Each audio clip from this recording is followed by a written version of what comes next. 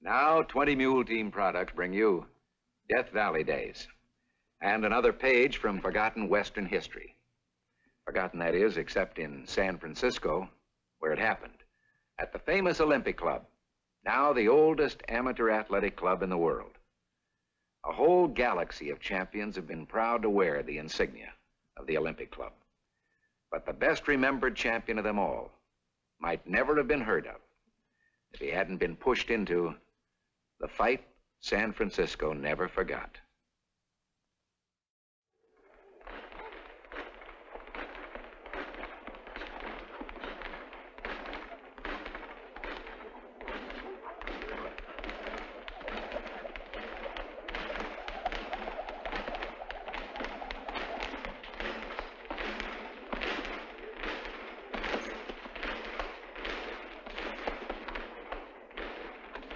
Come in.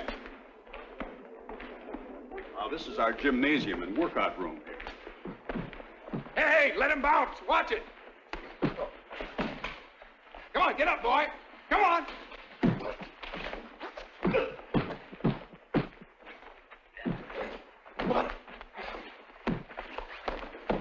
Come on, somebody else. Come on, I need some exercise. Hey, Banker, how about you? I won't hurt you much. Come on. Hans, step over here, please. Hans, this is Mr. Watson, Mr. Walter Watson from London. Hans is our club middleweight champion. Hans Eisman. Pleasure to meet you, Mr. Eisman. Why? Well, I'm here to teach boxing. Well, my Uncle Wilhelm could eat you in 2 bites. Where's his? I don't know your Uncle Wilhelm. You just stole his job, that's all. I wasn't aware that I had a predecessor. The board of directors had a meeting and decided to make a change. Mr. Watson had nothing to do with it. Hey, show me how to hold my hands. You know, that fancy Dan English style? The lessons start tomorrow. They start now, Limey.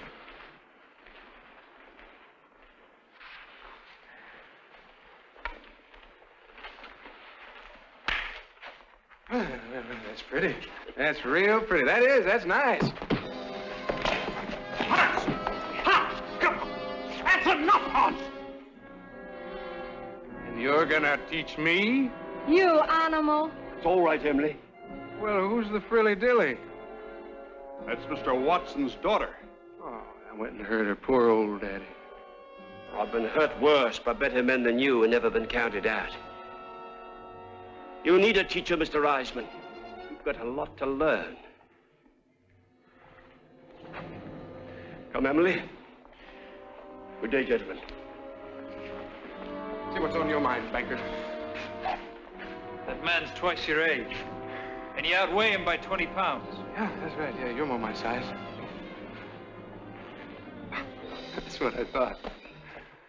Hey, Ogden, better ship that little Limey back to jolly old England while he's still in one piece. You know what this club has been up against with his money behind him, don't you, Jimmy?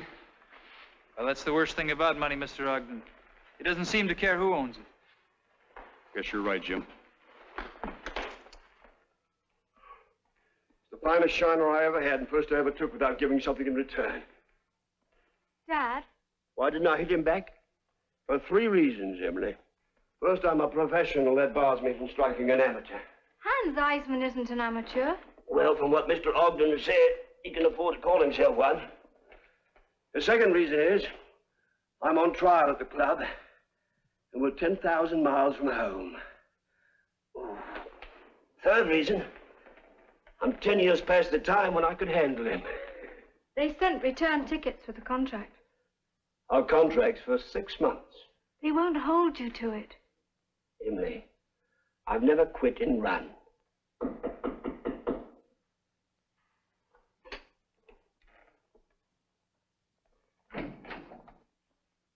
Good evening, Miss Watson. I could hardly expect you to remember me. At the gymnasium. You helped my father. Yes, ma'am. My card, sir. Oh, those flowers I meant to put in my grave, I can tell you nobody ever died of a black eye. Come on in. Well, I came because I wanted to tell you, Mr. Watson, that what happened this morning doesn't speak for the Olympic Club. Well, I'm in a mood for listening. Sit down. Thank you, sir. I take it you're a member of the club. Well, They let me work out there. You happen to know why they hired me? Well, they heard about your amateur boxing association in England. Boxing's a dirty business in the United States, you know. You mean prize fighting? There's a world of difference. I'm here to teach the difference. Well, you're up against a lot of opposition, sir. I realized that this morning. Well, Hans Eisman's father is one of the richest members. Last year when our club burned down, he loaned us money to buy new equipment. On one condition. They hire his brother as boxing instructor. Well, that's Uncle Wilhelm. He's a broken-down old pro. No offense intended. None taken, Jimmy. All right, thank you, sir. Well, the directors decided that one Hans Eisman is enough. So when they paid off the loan to his father, they fired Uncle Wilhelm. But they can't fire young Eisman. No, sir. And he's out to get you any way he can. Well, then he has to be got first. Say that you weigh in around 12 stone. 1 stone English is 14 pounds American. Yes, I know, but you're 1 stone off. Weigh 154. Stand up.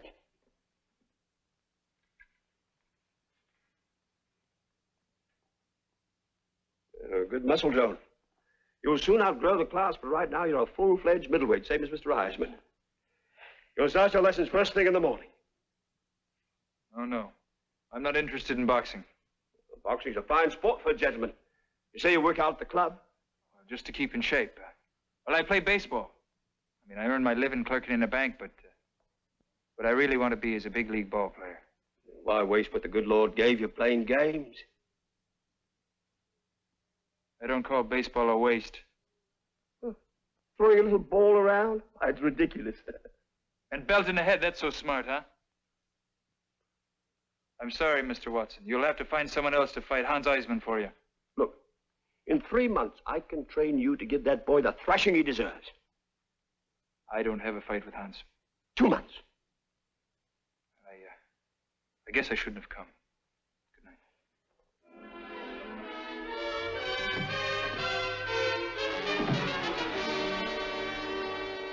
Nice young fellow, real gentleman. He came to call on you, and I scared him off. I don't think you scared him. He just doesn't like to be pushed. But he could be led. Now, Emily, this is nothing for you to mix into.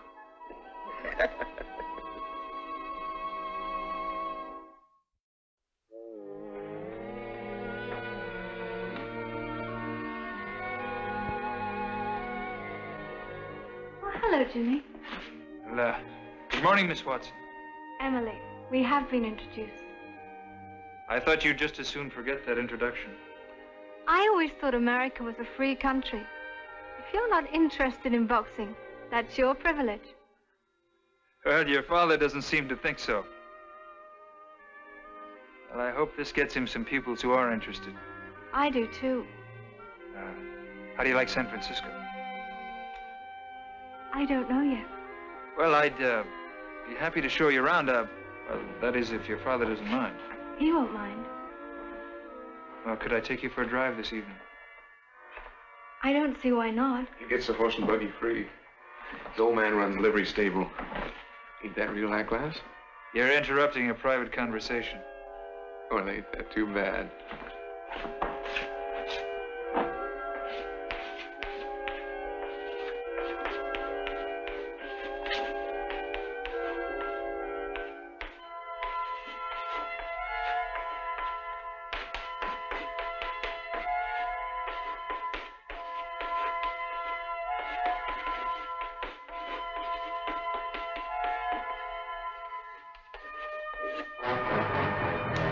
Can you read that, banker? I can read it. Well, how about letting a real man show you the town? That wouldn't be you, Mr. Eisman. You tell your father about that. I will.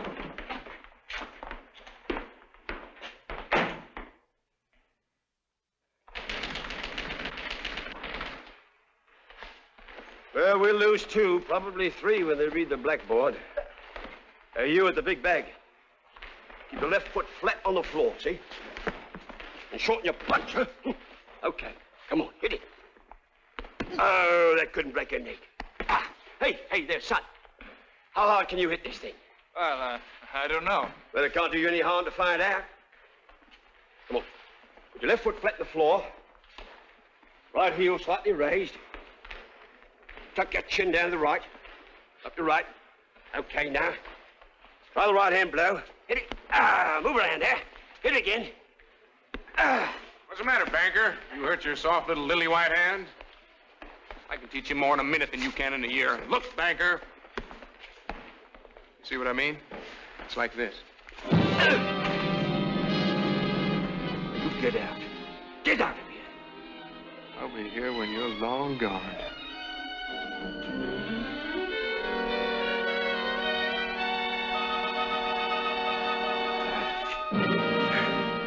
I'll fight him. Not for you, for me. Now teach me how. We'll start tomorrow. We'll start today, right now. All right, speed it up. Speed it up.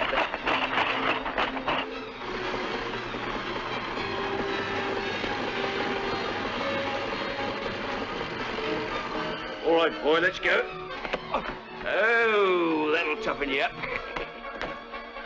Right hand up, head out. Let's go. That's it now, boy. Now try this one for speed. Come here. Jump in. That's it. Head blows. Jab and cross.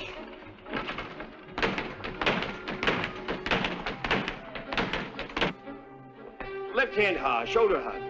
Turn the wrist, turn the wrist. All right. A right hand blow. Let's go. Right hand blow. Oh, you're coming along, boy. You're coming along.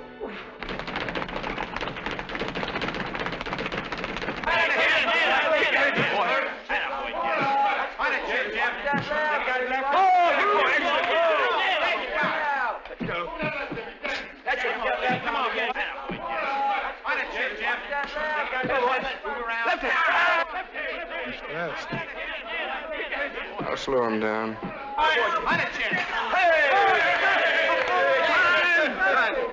I've been in with that kind. Just when you think that's the best he's got, bang. You want your job back, don't you, Uncle Wilhelm? Well, yeah, sure I do. Shut up. You're slower than you were yesterday, huh? I telegraphed you right, left jab while you waved it. Hey, where you going? Well, I have an engagement. With Emily. We're going on a picnic to the Presidio. Oh, you've got no time for picnics. But I'll tell you what I'll do. I'll run alongside the buggy all the way out and all the way back. And that'll take care of today's road work, eh? Hey, banker. Have a little bet on how long I let you last Friday night. Jimmy doesn't make any bets. I mean, what are you, his trainer or his nurse? I'll do all his talking for him until after Friday. Now, Jimmy, you go on and take your workout. Go on, boy. What kind of a bet are you talking about? Well, let's say my $1,000 against your job. I was waiting for that. All right, you got it. All right. If my man loses, you'll have my resignation. Wait a minute. I may not agree to that. You weren't hired to turn out prize fighters. Well, if this man wins, that's what you'll have, and I wouldn't care to be around. Gentlemen, your witnesses. You heard Mr. Eisman stake $1,000 on himself. Look, they know I'm good for it. We know your father is. I don't like that remark. And I don't like what you're doing to this club. Then why don't you just leave when he does? I may do that. Yes, sir, I may just do that. All right, you all heard him now. Friday night, I'm going to knock out 3 men with 1 punch.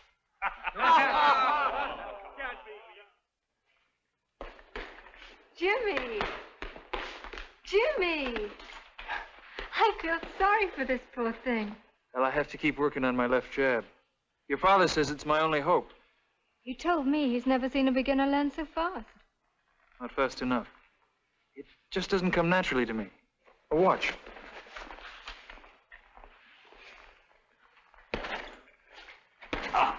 Jimmy! Guess I shortened up too much. You're hurt.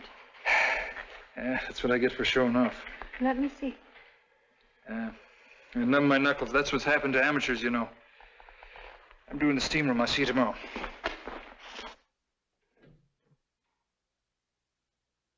All right, let's see it. I guess I didn't fool Emily much.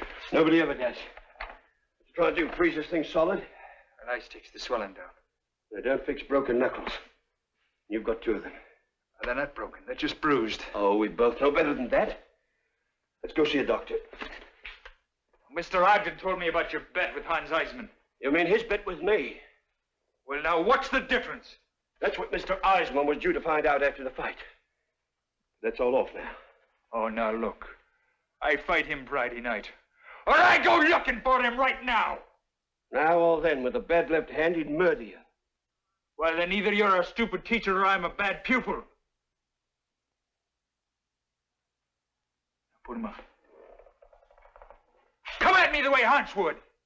You mean spar? That's right. Oh, Jimmy. Now throw the right. Come on! All right. Now throw the left like he would.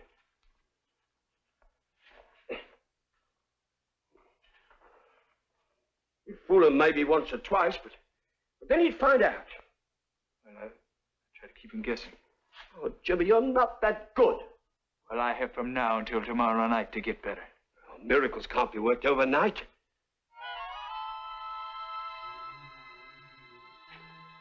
You're right. I'm no fighter. I never will be. I didn't say that. But if we don't finish what Hans Eisman started, you'll lose your job. Don't worry about my job. Unless I lick him. I'll never be anything to myself. Please. Jimmy, you're a hard man to argue with. Come on, let's go work on that fight, huh?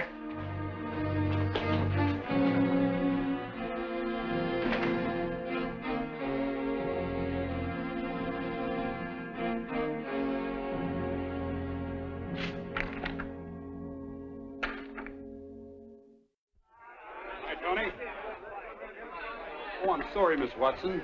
Ladies aren't admitted on boxing night. Please, it's terribly important. I know. But the best I can do is, we'll let you wait here. They'll pass by on the way to the ring. Thank you.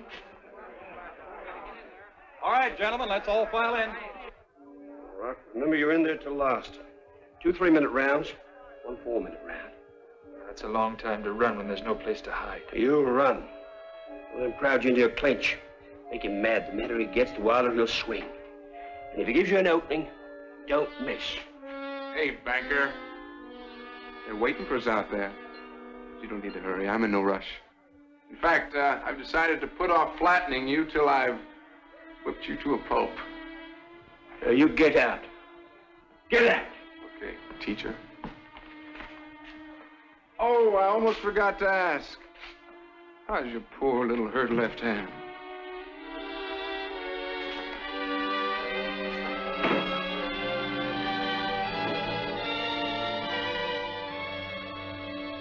Already knows. Jimmy! Emily, I told you to stay home. I couldn't. Are you all right? It's fine, just fine.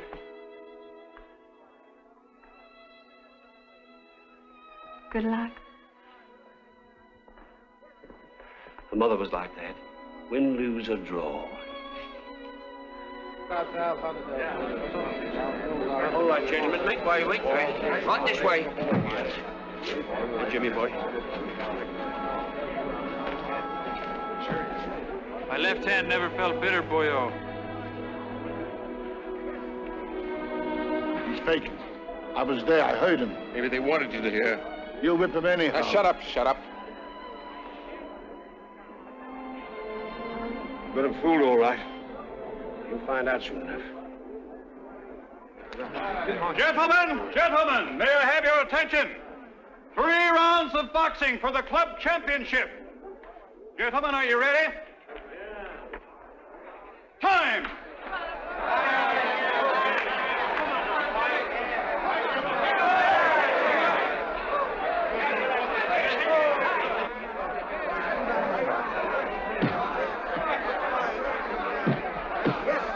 All right, keep moving, boy. Move, Jimmy. Get in the building, kid.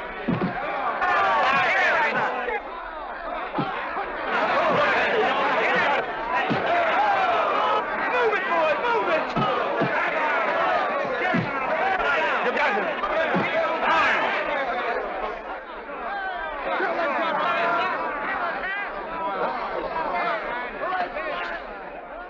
Are you all right? Shall I call it off, boy? You're killing him. He couldn't smash a fly with that left. I told you he's a one-hand setup. Now, Jimmy boy, I can't let you go back out in that ring. Time! Now, go, get him. Get him quick. Keep moving. Move it!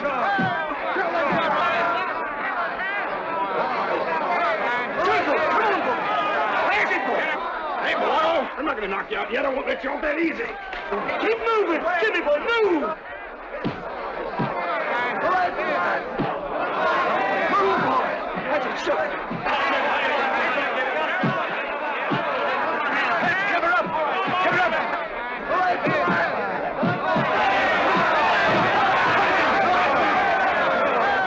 One, 2, 3, 4, 5,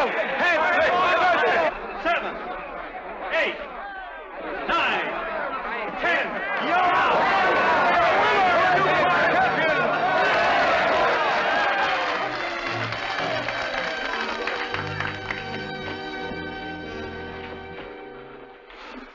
Get off! Get off! All right, Banker. All right. I'm going to get you next time. There won't be any next time, Mr. Eisman. Not at the Olympic Club. This is an athletic club for amateurs, not for professionals. The rules of the Amateur Boxing Commission state specifically, an amateur is one who has never competed for a money prize or staked a bet with or against a professional. You staked $1,000 on yourself to win. That made you a professional. You lose, Mr. Eisman. You lose all the way.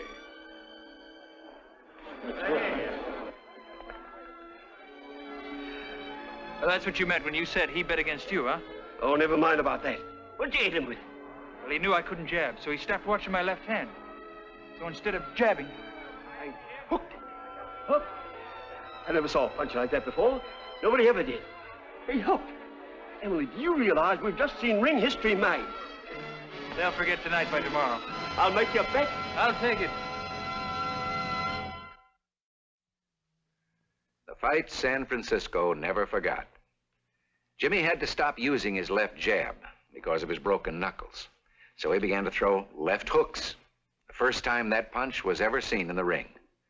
He never got to be a big league ball player, but on September 7th, 1892, in New Orleans, he used the left hook necessity forced him to invent to knock out the great John L. Sullivan in the 21st round. That's right. Jimmy was James J. Corbett, Gentleman Jim, first modern heavyweight champion of the world. Next week, more true drama from the Western past.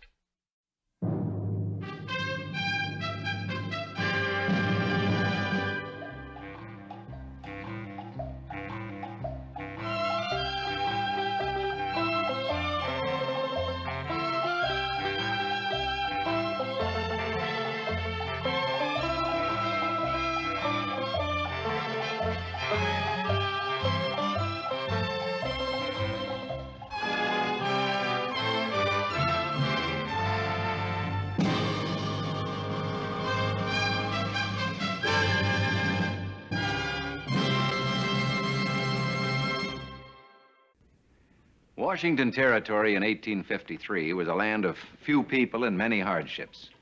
A social event such as a wedding was something to look forward to, and folks would travel miles just to take part in the function. Such an occasion brought together a lovely young lady and a complete stranger and started the unique courtship of Carrie Huntington.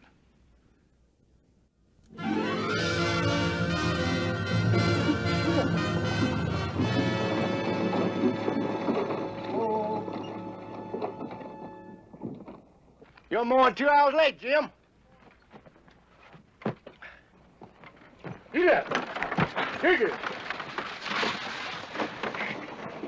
The stage to Rainier? I'm afraid it's gone, miss. I held up as long as I could, but... But I've simply got to get to Rainier today. Well, that's impossible. There won't be another stage out of here till tomorrow at noon. My sister's getting married in just a few hours, or maybe even less. Well, I can't help you none then, miss, so will you please let me get back to my work? Now, look, before I went away to school in Olympia, I promised I would be back in time for this wedding, no matter what happened or who tried to stand in my way. Well, maybe there's a way. Come on.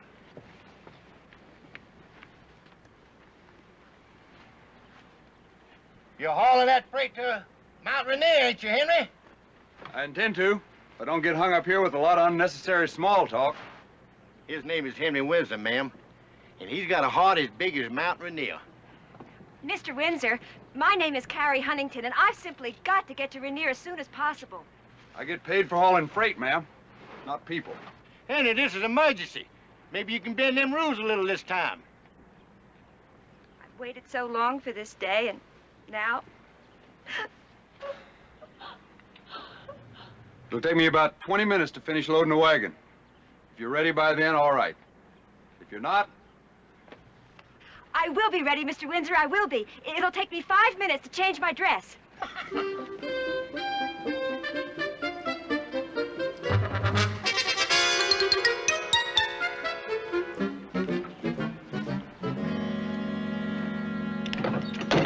Mr. Windsor! Oh, I've kept you waiting, and I am sorry, but I won't have time to change my dress in Rainier. Here you go, miss. Good luck. Thank you. I think I'll need it.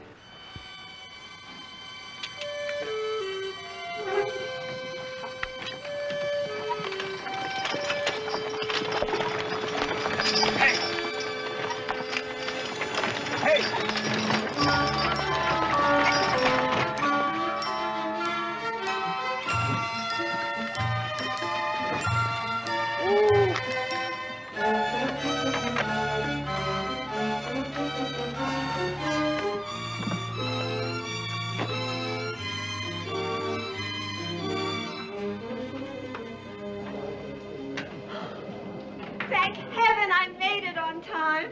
Darling. Mother. Nothing could have kept me from being my sister's bridesmaid. First, the horse threw a shoe. Then I missed the stage.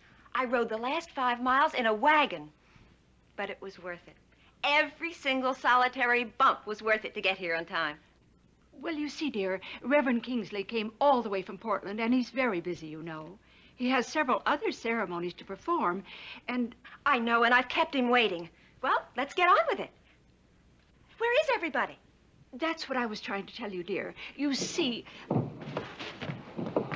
Oh, that's Mr. Windsor. He was good enough to drive me after I missed the stage.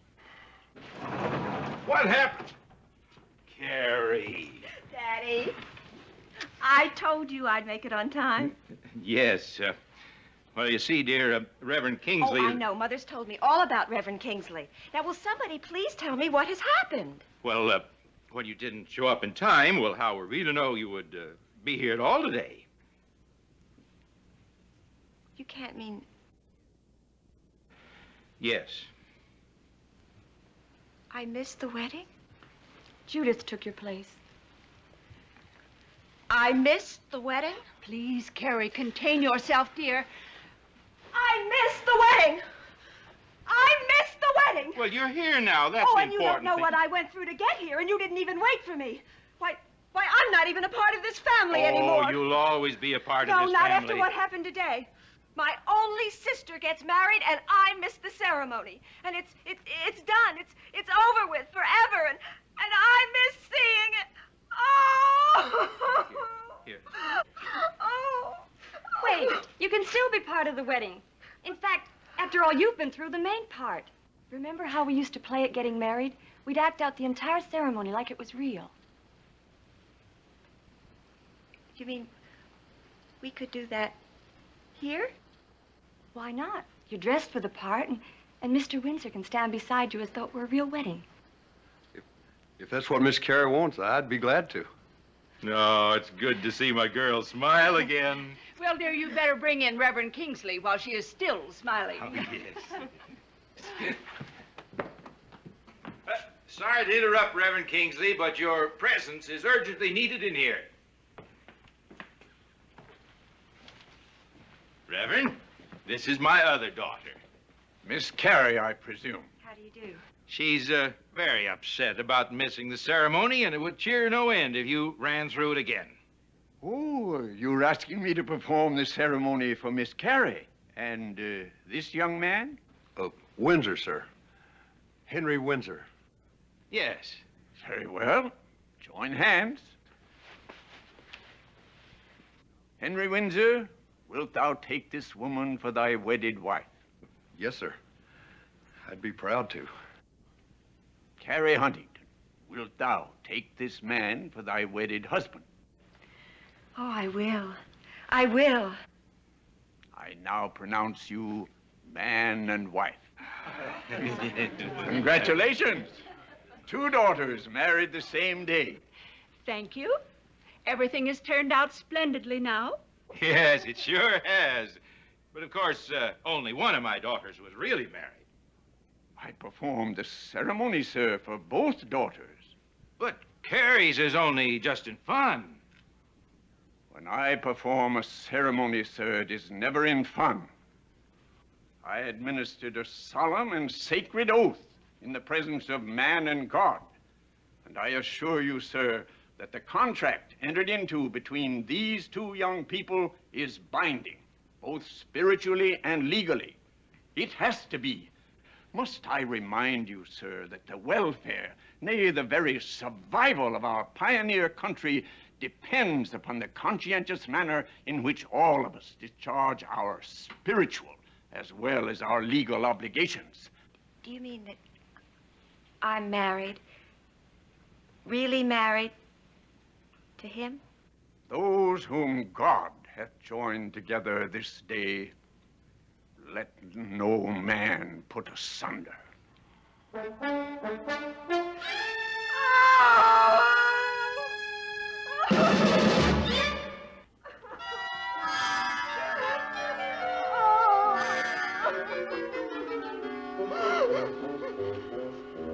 Now, there'll be certain legal formalities, papers to be signed, and then I'll see to it that the marriage is dissolved. Without further embarrassment to you. Well, I'd rather not, sir. What do you mean? Well, if you don't mind, sir, I'd like to stay married to your daughter. Well, I do mind. Abandon my daughter to a perfect stranger, not on your life. Oh, that bellow of yours has made you a rich man, Tom, but we've got something a lot more important at stake here than the price of apples. Well, a fine friend of the family you are. You sound as if you're on the side of this madman. No, I don't think he's mad, Tom. Love, maybe. Leastways, he thinks he is, and that's why he deserves a chance. A chance to do what? To come courting. I'd like Miss Carey to... I'd like my wife to know how I really feel about her. What's on your mind, boy? Well, my folks have a little farm not more than a 6-hour ride from here. If my wife would visit them, I could come around in the evenings and do my courting there. No. Oh, I could vouch for his folks, Miss Carey. They're honest and God-fearing. You'd be just as safe with them as you are right here. And if Carey turns him down and he signs the papers, we'll be rid of him once and for all? That's the bargain. All right. You have 1 week to win her over. I'll need more time. 1 week, take it or leave it. I'll take it. I won't go with him. I'll never be his wife, never. Mother, I wrote to you about the major. Well, he's about to propose, and Philip, his father's the senator, and he's getting very serious. You can't expect me to just run off with him. Oh, come on and cheer up, Miss Carey. After all, this is your wedding day. My wedding day. Oh, my wedding day.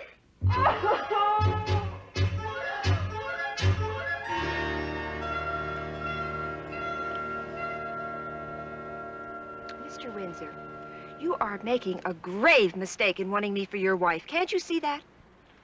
No, ma'am. Do you know what I learned at school in Olympia? How to be the wife of a rich and influential man. Now, how to be the hostess for all the dinner parties he'd give for his friends and his business associates. I can't sew, I can't cook, I'm not interested in raising a family. You and I are complete strangers. 1 week is going to make no difference at all. The part about us being strangers, that isn't true. I never saw you before in my life. About 8 years ago, when I joined the militia, they sent me to Olympia. I didn't live in Olympia 8 years ago. Well, there was a store there on Main Street where they sold those oil paintings. Still there. And they had a portrait of a girl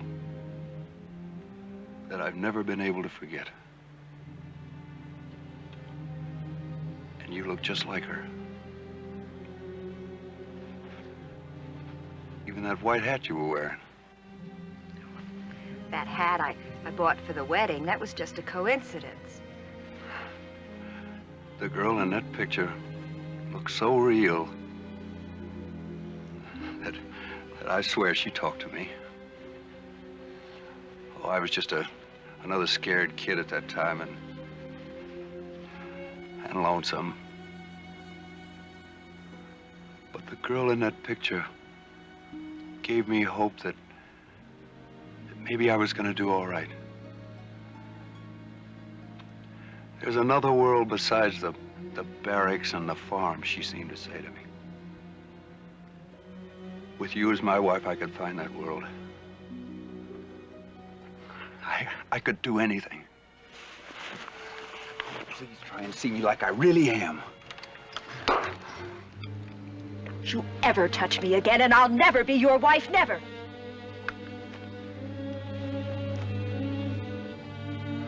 Well, I still got a week to change your mind.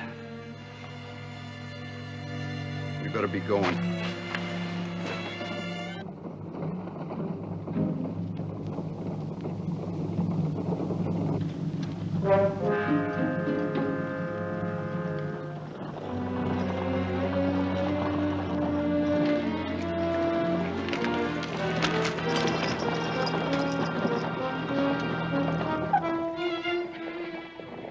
Don't be afraid. They're Nisqually. Peaceful as they come.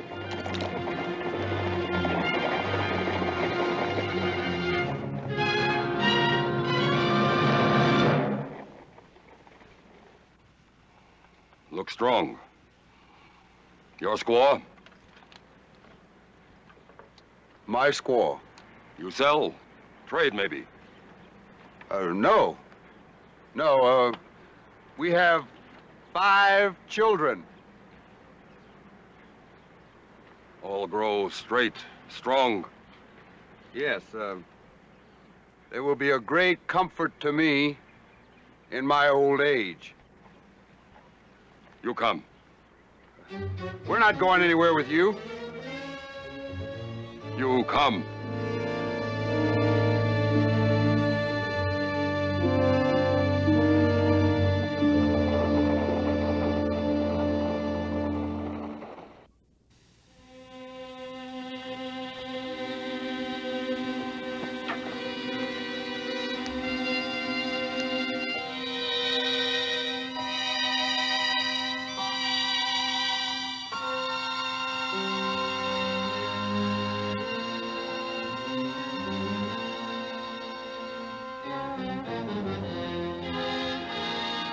so still. Is something wrong? Medicine man say evil spirit in him. An evil spirit in this tiny dear thing? Mother die at birth. Father of infant, my son, killed when he hunt game. Now, women not come near, afraid of evil spirit. Infant grows sick, die maybe. There's nothing we can do to help you. White squaw make infant grow strong, tall, like own sons. You've got to let us go now, or your whole tribe will be punished. But the baby might die if we go. And if we stay, we'll die. I've been around Indians all my life. I know what he's got on his mind. Why would they harm us for trying to help the chief's grandson? That old fox is not interested in that baby. He's trying to save his own skin. The Nisqually believe that the evil spirit in that sick baby will go into the body of the last person that took care of it. If we stay and the baby dies, they'll stone us to death instead of the chief. If we stay? Do you think he brought us here to give us a choice? No. You stay.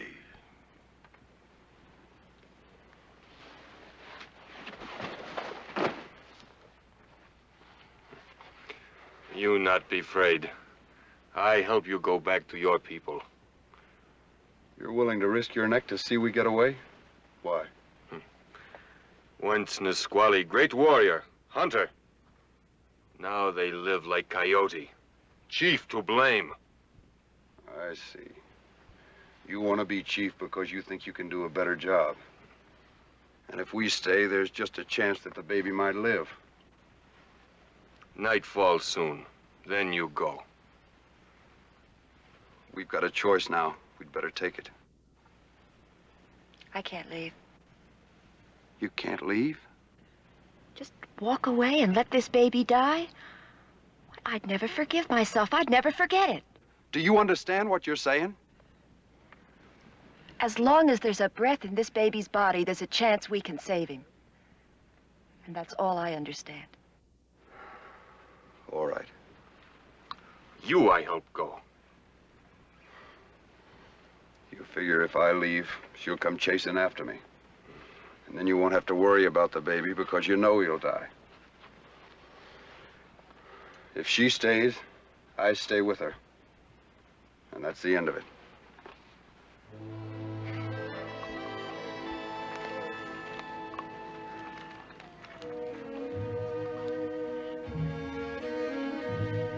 My wife knows how to make powerful medicine. She will banish the evil spirit so that it never again will harm the Nisqually. But she must have more time. White squaw medicine harm Nisqually. We've always been friends of the Nisqually. White man take Nisqually land. Kill game. They enemy. I have a feeling he'd give us more time if it wasn't for you. White man, Nisqually enemy. I'm asking you in a nice way, keep your mouth shut. You silence me, white man, or I kill.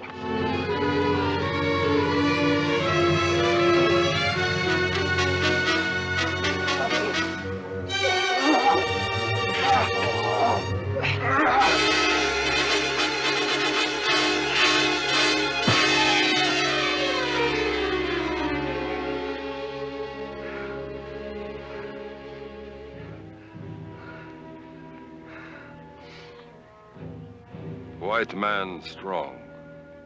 Much courage. Win time for squaw.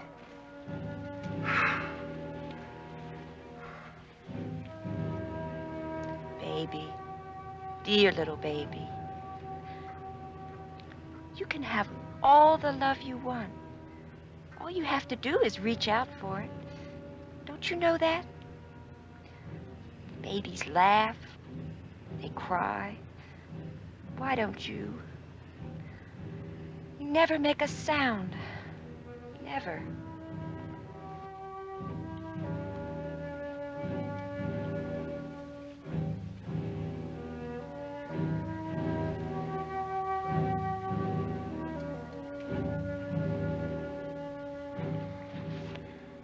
No matter what happens, I love you. I want you to know that. Now, let me finish. Now, it's got nothing to do with a lonesome boy falling in love with a portrait of a pretty girl. I love you for what you really are. Am I making any sense at all?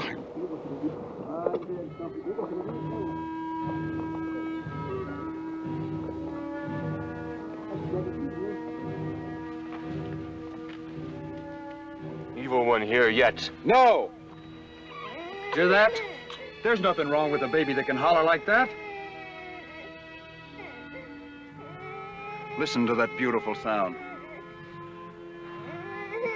The evil spirit is gone. My wife has worked powerful medicine. There's nothing wrong with your grandson. Love and care are good medicine that will protect him from evil spirits. Don't you understand that? Love is good medicine. I understand.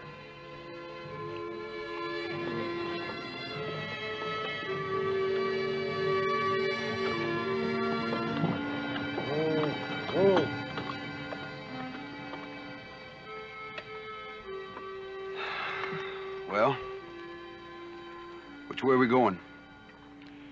Rainier, your week is up, Mr. Windsor.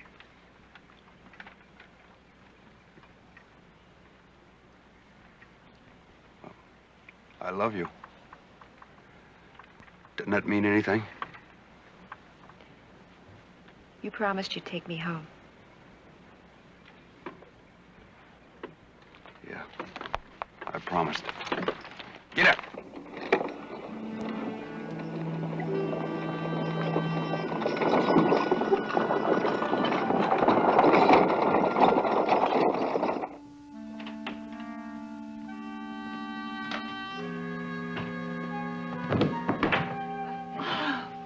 Well, you kept your end of the bargain, Windsor.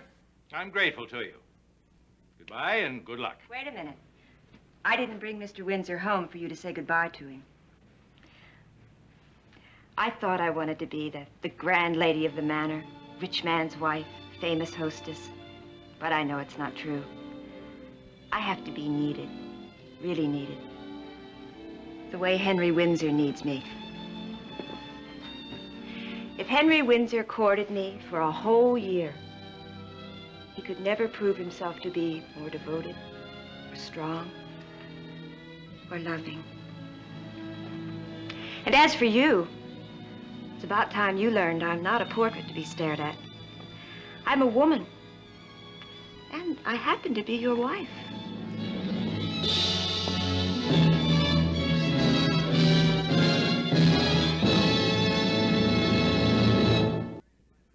A marriage by mistake that could have only happened in pioneer days. How do you think it turned out? On June 3rd, 1903, Henry and Carrie Windsor celebrated their 50th wedding anniversary. And Carrie at last had the opportunity to play hostess to her children, grandchildren, and great-grandchildren. Next week, another true drama from our American past. See you then.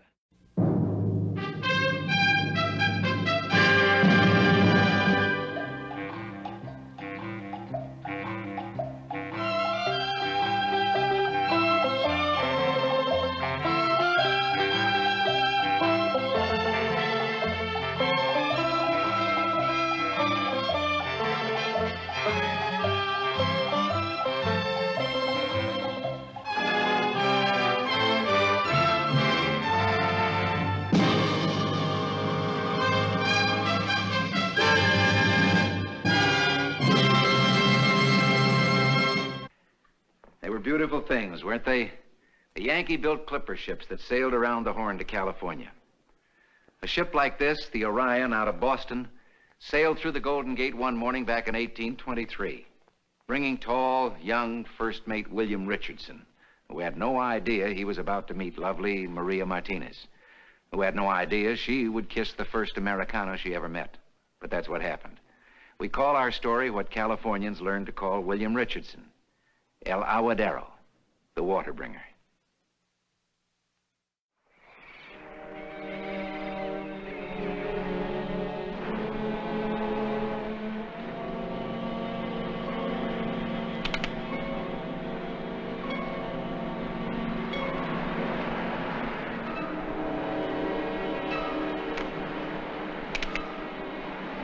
Rocks to port, rocks to starboard.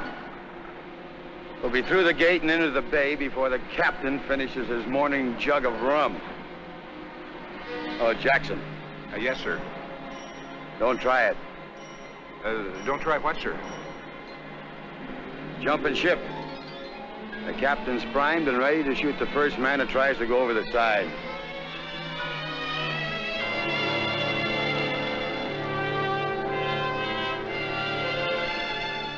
He can't shoot the whole crew. He won't have to. Those Californios will round you all up and herd you back on board. You told us you talk their lingo.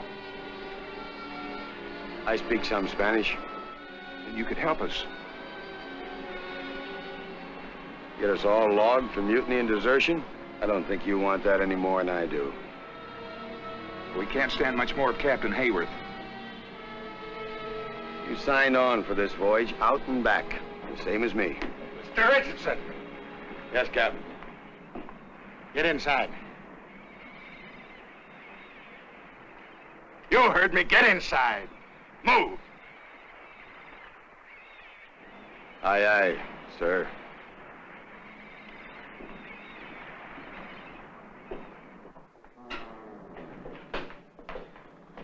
I know what you're up to. I know all about it. All about what, sir? A fine little plan you've worked out. Well, then maybe you'd better tell me about that, sir. Stealing my crew to go ashore with you.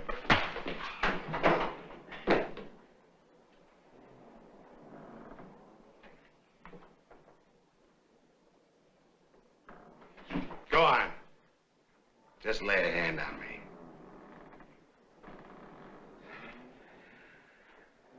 You'll log me for striking a superior officer.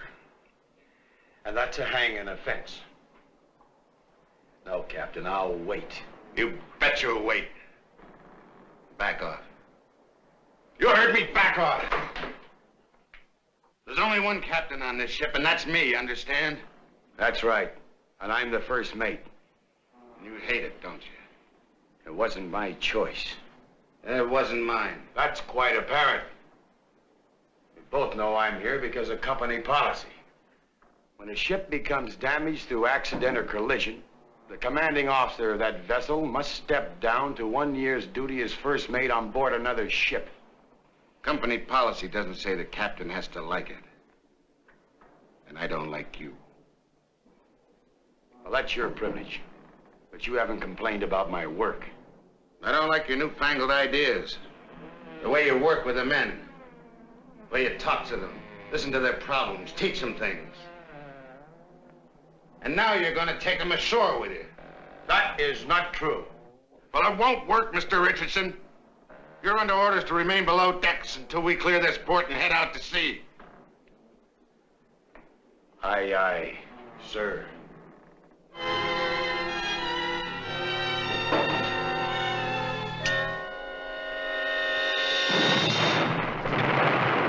That sounds like a cannon, sir.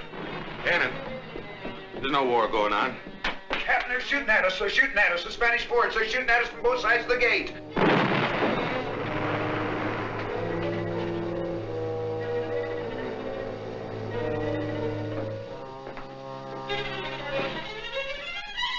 Boys will handle Hayworth if they know you're with us. Hey, we're dropping anchor. Now's our chance. Jackson, get on deck.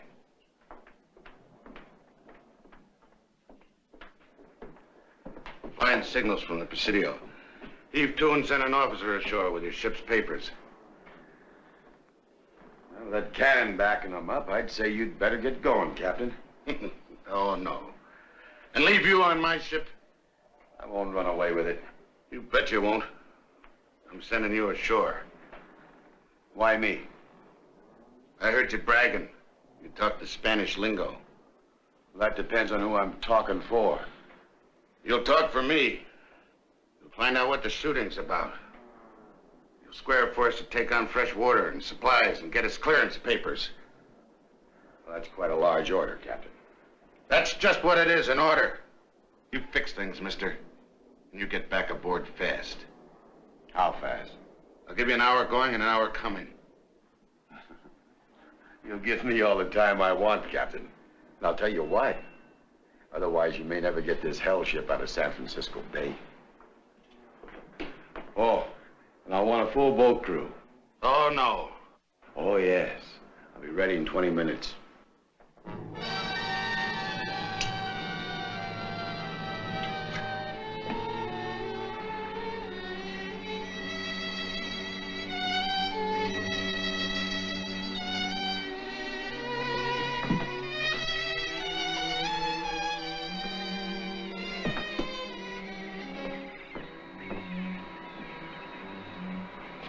What do you think you're dressed up for? Some fancy dress ball in Boston?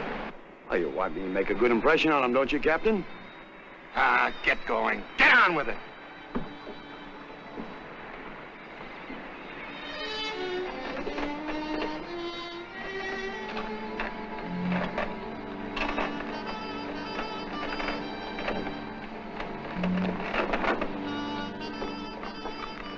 And you get back! You hear me? You get back!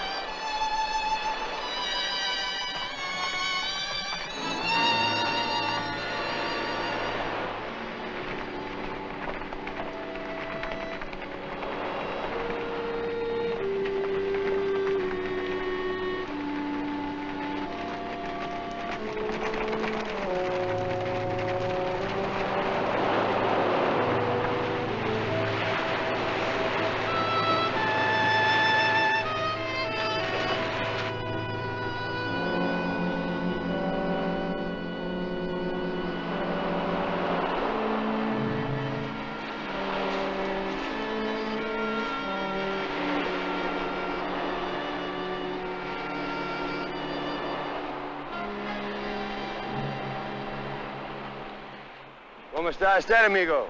¿Qué hay? You speak Spanish? Un poco. I speak English. Un poco. Oh, you speak very well. Then we talk in English. Who are you, senor? William Richardson, first mate on the American ship Orion, out of Boston. Your guns fired on us. I'm sure it must have been a mistake. Unfortunately, senor, there is no mistake. Are you at war with the United States? No, there is no war. There is a revolution again in Mexico. And when there is a revolution, who knows who is friend and who is enemy? Well, I can assure you we're not your enemies. We asked for freedom of your port so that we might take on supplies and water. This must be discussed with the Comandante. Regrettably, he has gone away to his hacienda in the country.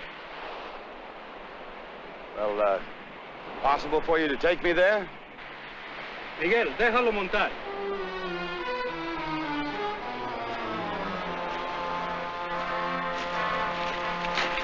I got it.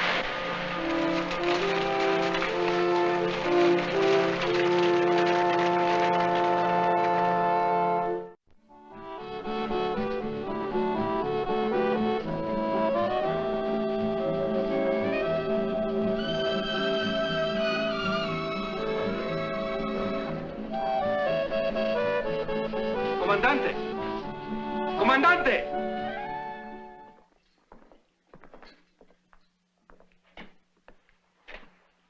¿Quién es este hombre? Papa, in the English. You too, Fernando. We talk all the way in English. I learn much. He is Yankee, but muy caballero. Your name and your business in California? William Richardson, first mate on the ship Orion, out of Boston. Where is Boston? Maria. Continue. Well, it seems we put into the bay without the proper clearance, and the lieutenant here was kind enough to bring me to you so I could present you with our ship's papers.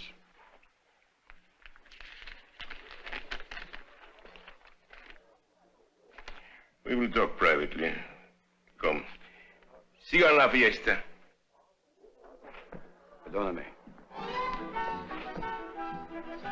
Perdóname, señorita.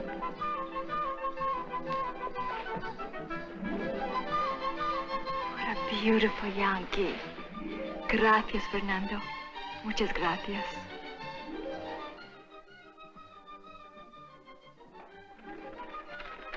It appears that these papers are in order. Thank you, sir. I apologize for intruding on your fiesta. Por nada, por nada. Sit. Thank you. Tell me about you, senor. Well, there's nothing much to tell. I'm a sailor, that's all. We are proud of our wine in California.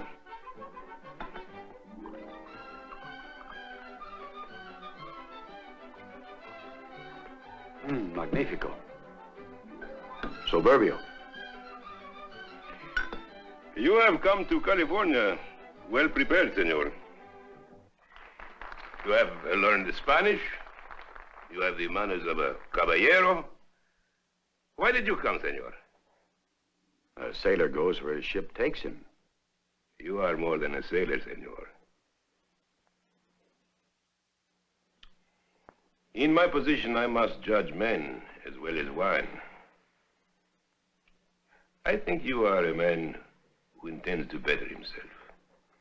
This is possible in California.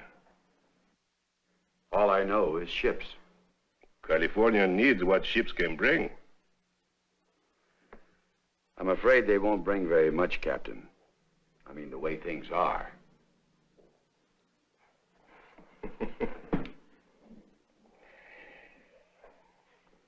You arrived today. Already you know how things are. Well, only what I saw from the ship and on the way to shore and coming out here. And what was this?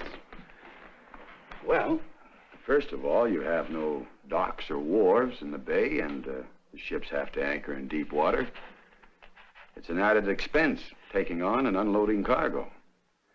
The captain of my ship said that it isn't even worth the time or the money taking on water here because it has to be hauled down from the mountains in barrels on the backs of mules, then put on rafts and towed out to the ship. This is correct. How would you change this? Not me, sir. Why not you? Yes, senor. Why not you? Please, Maria. We are discussing business matters. Oh, Papa. Do we starve a guest who comes so far from Boston? You shouldn't have bothered. Ay, Maria. In California, we say, mi casa es su casa. My home is yours. Please eat. Yes, of course. Eat, senor, and drink. Well, I should be getting back to my ship. But not until I give you the clearance papers. Later. Now you eat, you drink. We will talk about how to build a new California. Maria, have the musicians gone away? No, Papa. Then tell them the night is young. Oh, Papa. Later, Maria, later. Sí, Papa.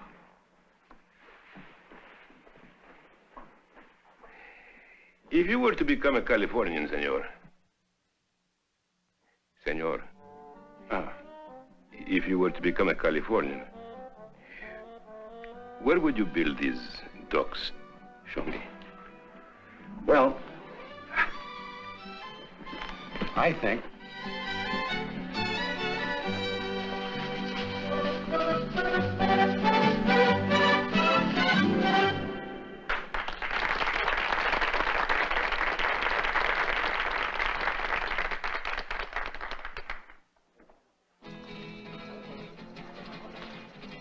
How long does the California fiesta go on? Oh, sometimes until mañana. Why, would you like it to end? Oh, no. It's just that I'm long overdue back on my ship. Is your ship that important? Oh, when you sign on to do a job, you like to finish it. Why are you a sailor? I guess a man does what he's born to do. Were you born to come to California? I'm beginning to think I was. You know, I read an American book, and there was a poem. Two shall be born, the whole wide world apart, to meet, kiss, and share one single heart.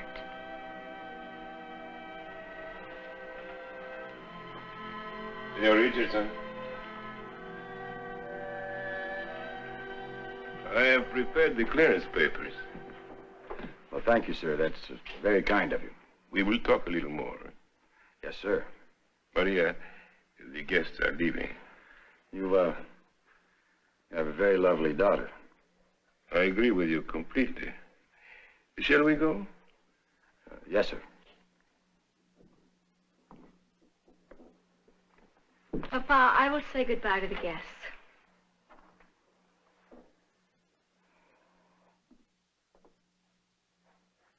Senor, I have been thinking about your proposals. I wouldn't call them proposals. They were just ideas that probably wouldn't work anyway. Correct. We have workers who do well what they are told how to do. It is the how we need. I believe you have that how.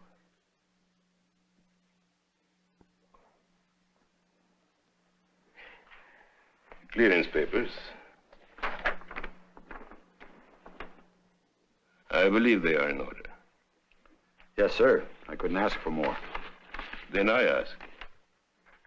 Suppose, senor, you deliver these papers to the captain of your ship. You have completed your mission. He sails on, you remain. I'm sorry. You're very kind, but... But you are an honorable man. Well, I signed on for the voyage, out and back. Back to Boston. A very long way from California. Yes, sir. I like you, Senor Richardson. I believe you are making a mistake which not only you will regret, but...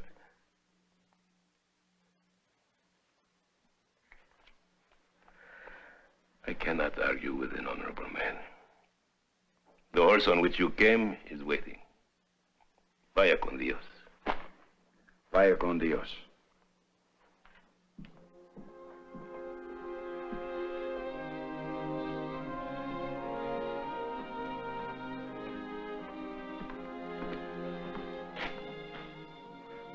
It is polite to say goodbye.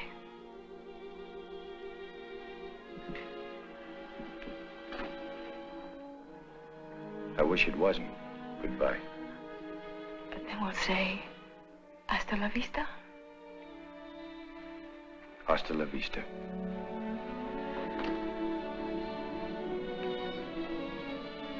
Remember.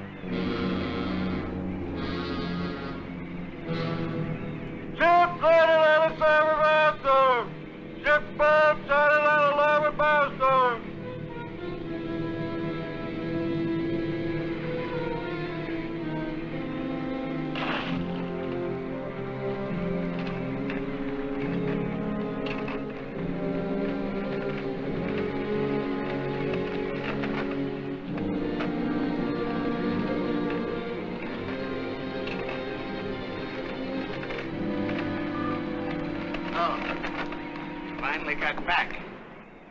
Wait a minute. That's what I figured. You found yourself a senorita, huh? I'll take that, Captain. Oh, he'll kill you. No, he won't. There's a sea law, Captain. And it reads, a superior officer who strikes another officer unprovoked in performance of duty in front of witnesses absolves that officer of all charges of mutiny.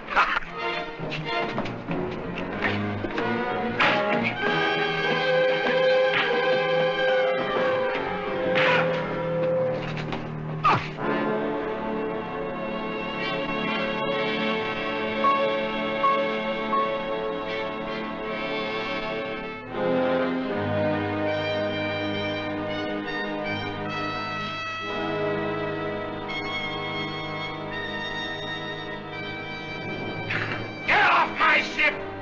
Get off my ship! You heard him. I'm signed off by his order. More sea law, Captain. First mate, leaving a ship at the termination of his duties in a foreign port has the privilege of a boat crew to put him ashore wherever he may so designate. You don't get no boat crew. The men are still waiting down at the boat, sir. Fine. I'll log you for desertion and mutiny. I don't think that's a wise idea, Captain. You can't leave California without a crew, and you may not have one unless the men decide to come back on board. Vaya con Dios.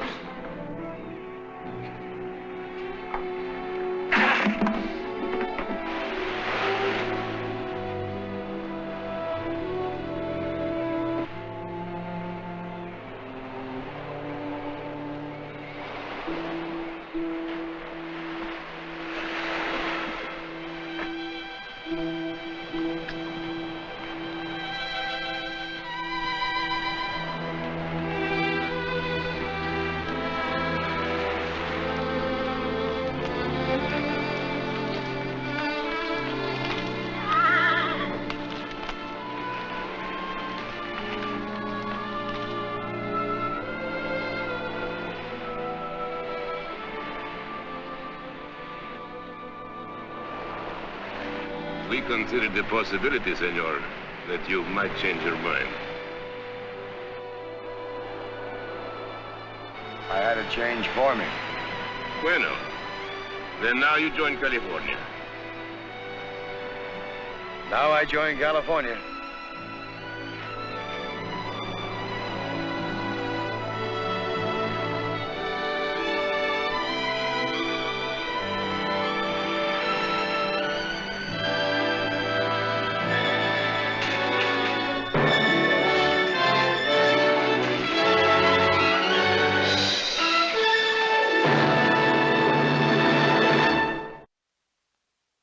So, as time went by, William Richardson and Maria Martinez were married. Their daughter, as lovely as her mother, was the first senorita of half-American parentage born in California. Her father built the first house at Yerba Buena and built his dock and reservoir and played his part in building a great American state. In Hurricane Gulch at Sausalito, a stone cistern still stands, a monument to William Richardson, El Aguadero, the water bringer. Next week, another true story of the great American West.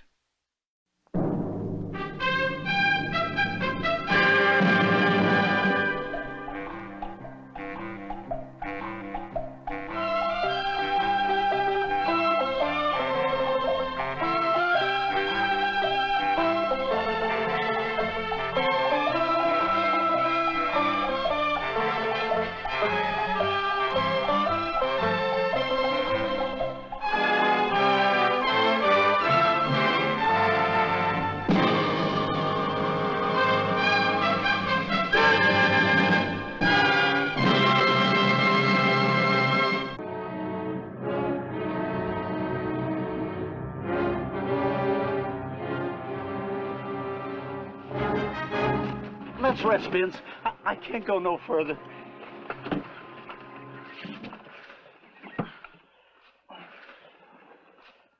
I should have known better than to take you along, you scum. How was I to know them horses had run off? I don't know nothing about horses.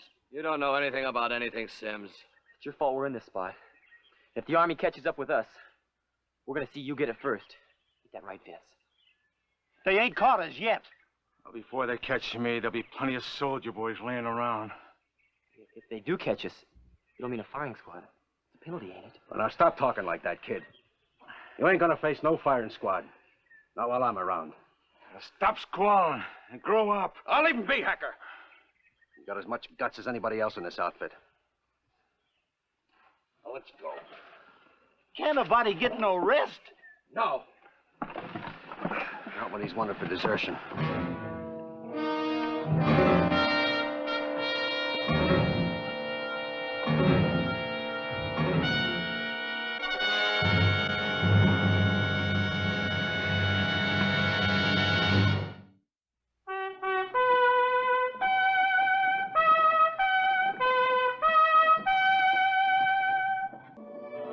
Death Valley Days.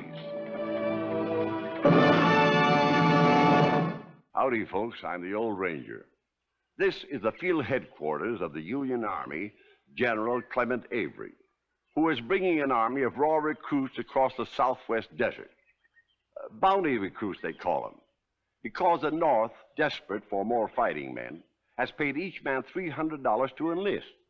There's 5 fewer now than when they started.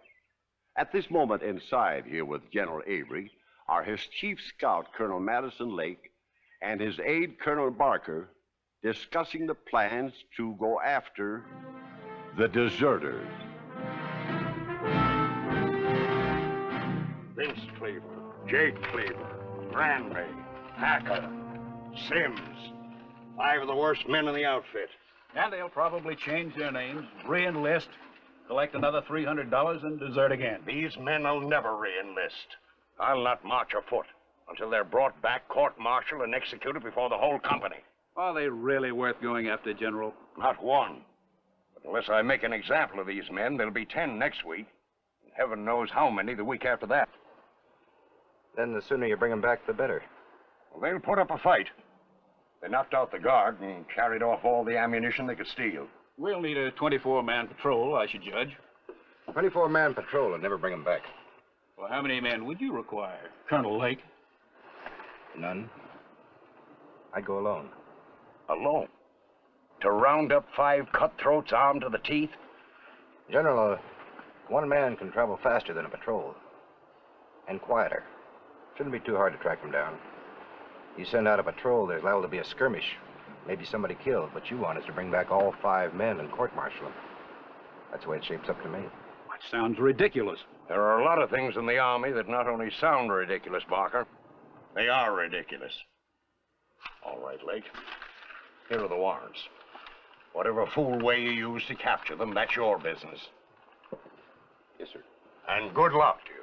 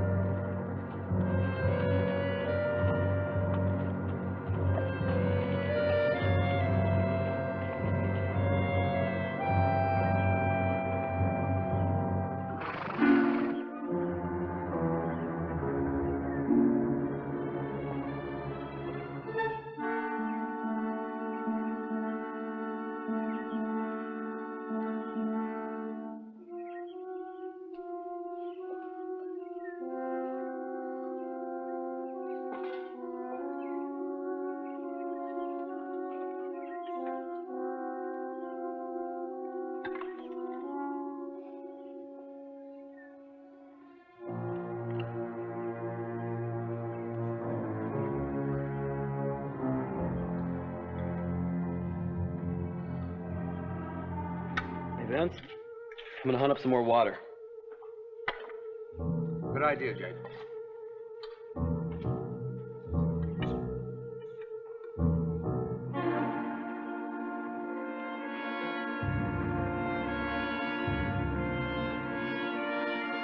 Afternoon, men. Keep away from your guns. Put your hands up. Everybody! Where's the other man? Right behind you, mister. All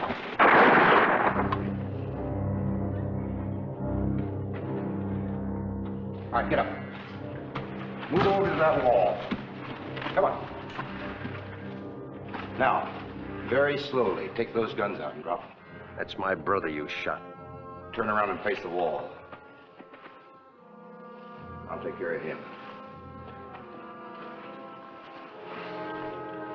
All right, you. Get your hands back there.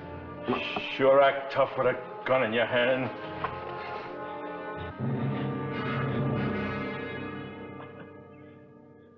I'm trying not to hurt you, boy. Better not. You'll be all right. I only winged you.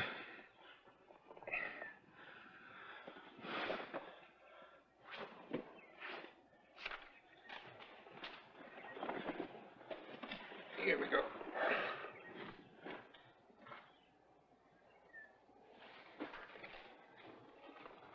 All right, you men, turn around. All the way around. I have here warrants for your arrest on charges of desertion from the Army of the United States in time of war. Identify yourself as I call your name. Hacker. I'm Hacker. Occupation stevedore, San Francisco. Tried for murder. Acquitted. Sure, acquitted. It's only a fight. He had a weak head. Sims. I'm Sims, sir. 2 prison terms for petty theft. Last known occupation, barker in a peep show. Bartending's my real trade, Colonel, sir. When things is tough. Granby. Ace Granby. Occupation gambler. Afraid your luck's run out, Ace. Jake Kleber, occupation none. That's me. How old are you, Jake? None of your business. I should guess about 19 or so. Vince Kleber. I'm Vince Cleaver. You know it. I was in your outfit. Why'd you men enlist, anyway? For the $300 or to get away from the law? Too bad you could have made something of yourself. You, Vince, you had the makings of a fair scout. Well, why didn't they let me scout? March. That's all I did was march. I got fed up. The Army would have given you responsibility, Vince, when you'd earned it. What happened to your horses? Stupid. Forgot to hobble them. Else we'd have been a long way from here. It's going to be a long march back to camp. March? You gonna make him march when he's just been shot? You ride my horse, Vince. We start at once. And you men will have to carry back all this government property you stole. What, lug all this stuff back? That's 30 miles. Oh! Shut up. Don't make a sound.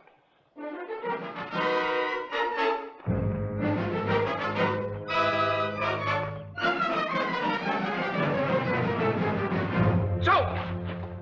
Be quiet, Tisha. Merci, man Cuba. Ah oui. Ah oui.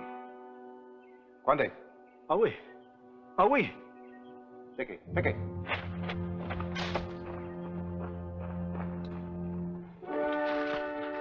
What is it, Colonel? Apaches? Confederates. Ribs? It looks like we're between the devil and the deep. What are you going to do now, Colonel? Come on, Colonel. Give us the rest of it. How close are they? I don't know how close they are. But according to the Indian, they're a pretty fair-sized outfit. Probably guerrillas. They know the route of General Avery's march. They're aiming to make a surprise attack. More power to them. You got to get us out of here fast, Colonel, sir. Wait a minute, boys.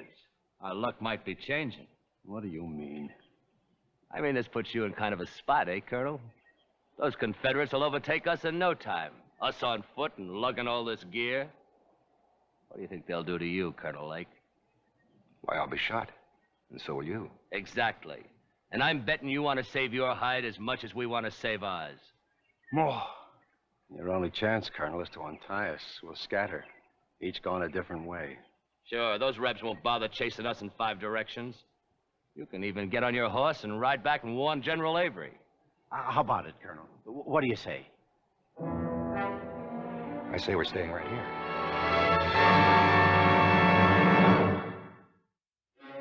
Hey, I can't carry that stuff back. You must be out of your mind, Colonel. We can't stay here. If the rebels surprise General Avery, they'll cut those green troops to ribbons. We should worry. What we have to do is bottle up those Confederates here in this canyon until we can bring in General Avery and the troops and surprise them. We? With the guns and ammunition you men stole, we could hold off a small army. They've got to come through that gap. And we'll be set for them in this position. No deal. We might not get out. If we don't defend this position, they'll swarm in here, kill us all. The Rebs ain't blind, Colonel. They'll see for themselves we're tied up. Deserters, they'll welcome us like brothers. Yeah, you're the only one for the Union cause. All right, then. I guess I'll just have to do it alone. You men take your own chances. You mean you'd rather stand here and be killed than get on your horse and make a getaway? That's right. There ain't nothing wrong with saving your hide, is there? No, there's nothing wrong with saving your hide, except you've got to live with that hide. And with your conscience for the rest of your life. And live in constant fear of being caught, and you will be. The Army won't give up till they've tracked you down. As for myself, yes, I'd rather die fighting like a soldier than keep on running forever. Pretty speech. All right, you think it over.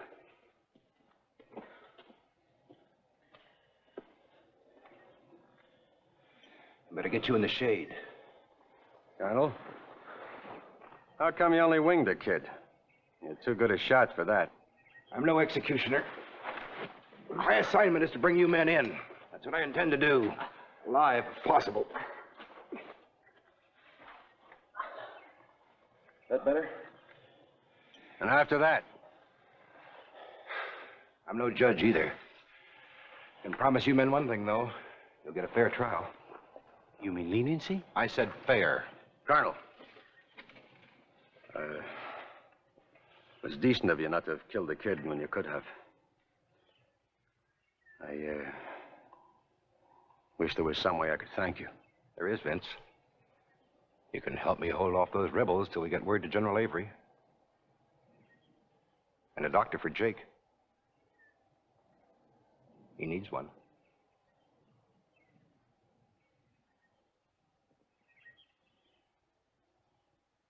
All right. I'll go along with you. Turncoat! Yellow Billy! Oh, shut up! What did you ever do for me but gripe? That's enough.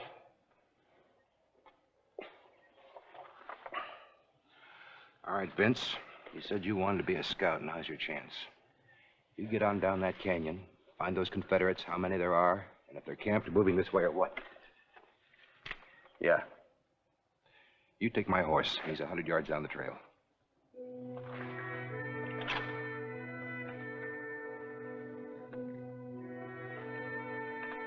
Yes, sir.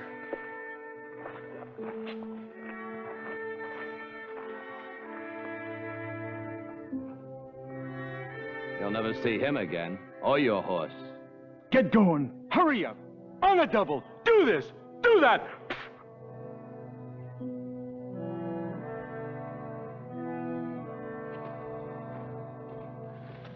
Come on, boy. You'll be a lot safer behind that rock when the firing starts. Vince is taking a long time to scout a few rebs, Colonel. Yeah. I wonder what could have happened to him. Need a drink. So hot. You get you a drink, boy. These are empty. You men completely out of water? Jake was going looking for some, Colonel, when you come along.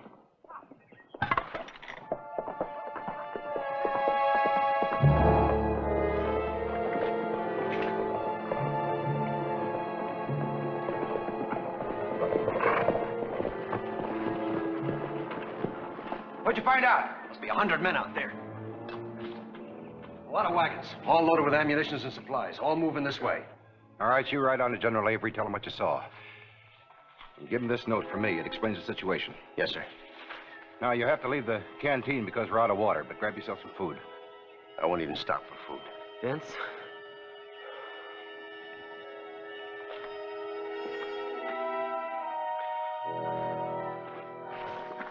What's the plan, Vince? How are you gonna get us out? You just leave that to me. You gotta get us out, Vince. You can't trust those rebels. They'll likely kill us. Oh, now stop talking like that. Talking like that doesn't help any.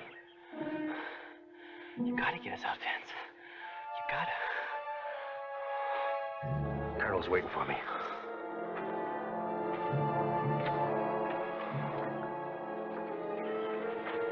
Listen, Vince. Password is Brandywine.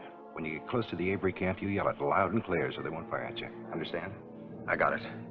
Brandywine.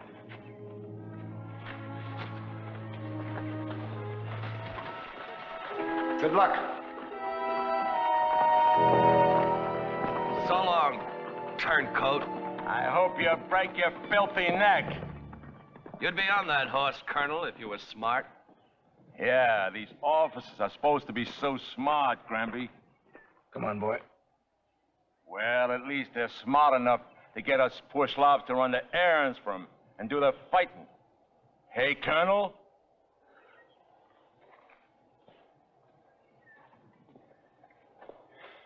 If I thought it'd do any good, Hacker, I'd cut you loose and show you how at least one officer can do his own fighting. Yeah, if you mean that, who knows? It might do a lot of good. I might just change my mind about you and pitch in.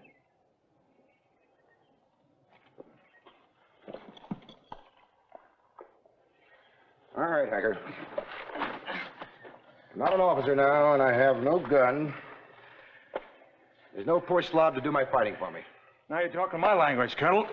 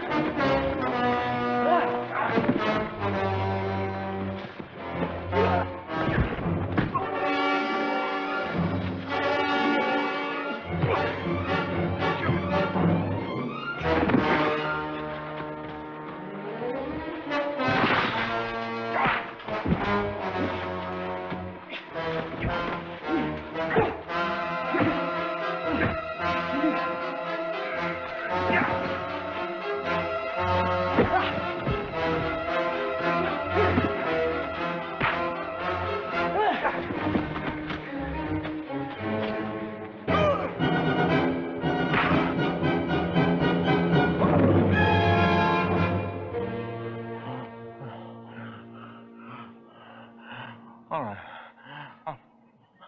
I've had it, Colonel.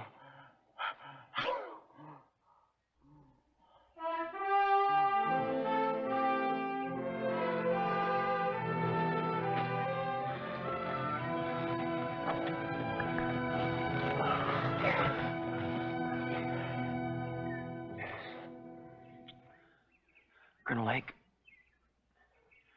there any more of that water left?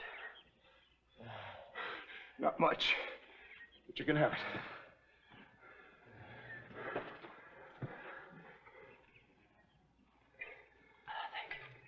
Colonel, you're giving Jake and Hacker the last of your water. They needed it. We'll have to get more somehow. I'll go for water. Yeah? That is if you think you can trust me. I think I can.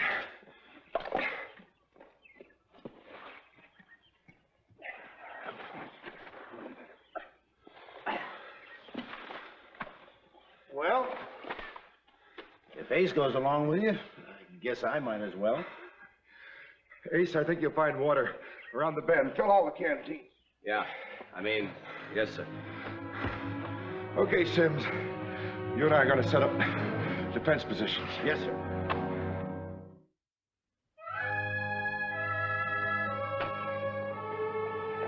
Hacker. You get behind that rock over there. Colonel, between us, we'll give them Rebs a rough time, even if Vince don't come back. Sims, you'll be over here on the other side.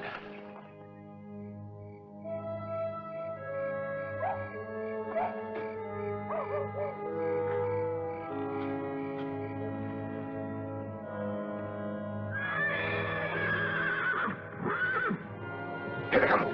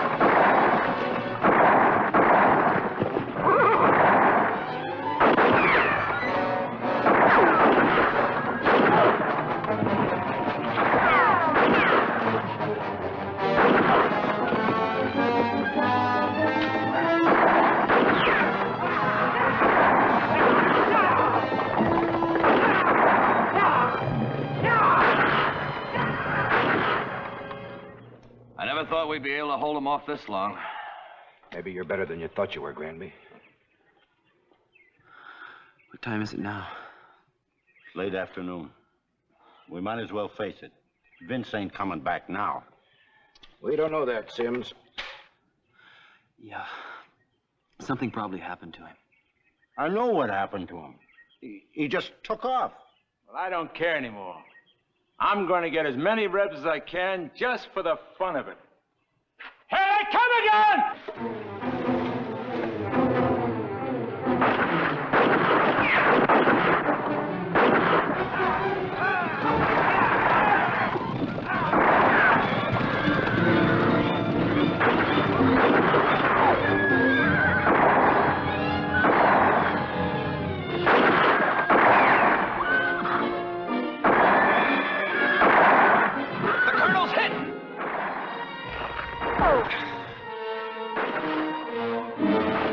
Keep firing, you two!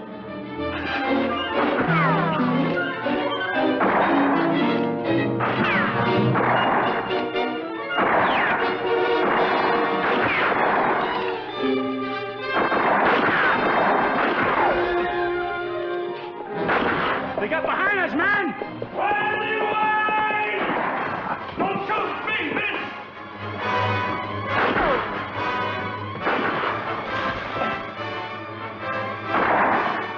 General Avery's right behind me, sir. What took you so long? A horse bolted, scared by a rattlesnake. I had to walk after him.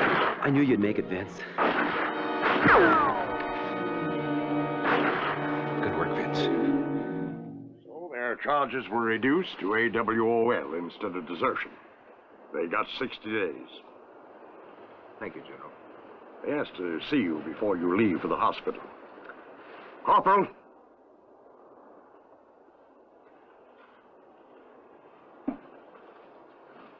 Well, why don't one of you men speak up?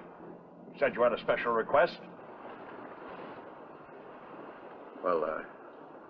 Colonel, we were thinking it over, sir, and we thought that, well, since we fought together so well out there, that you might,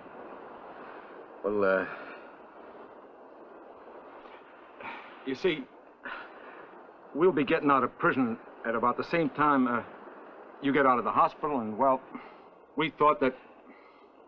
We thought we could form a raider outfit for special missions, if you could arrange it. Yeah.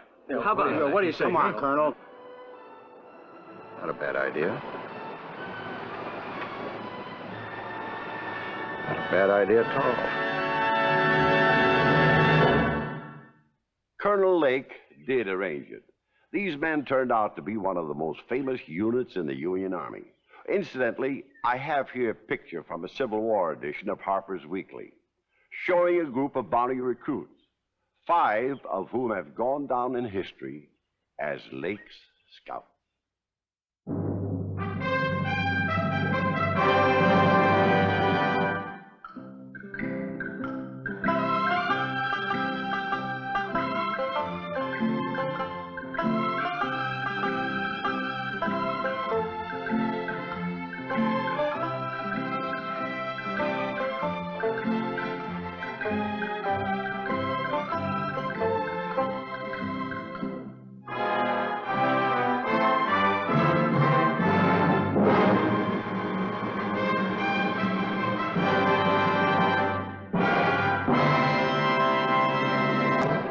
Back in 1876, Texas was a hotbed of frontier action.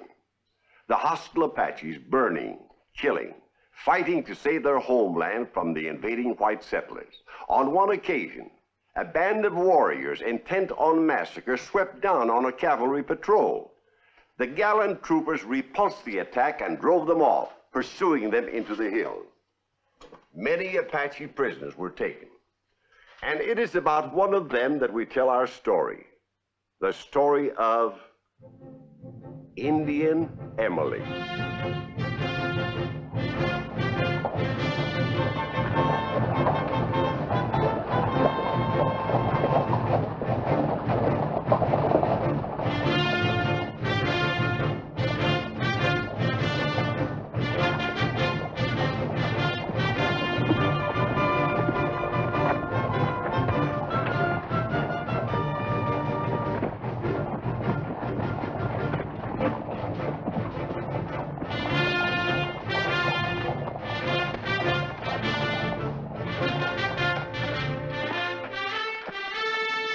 Major, your report.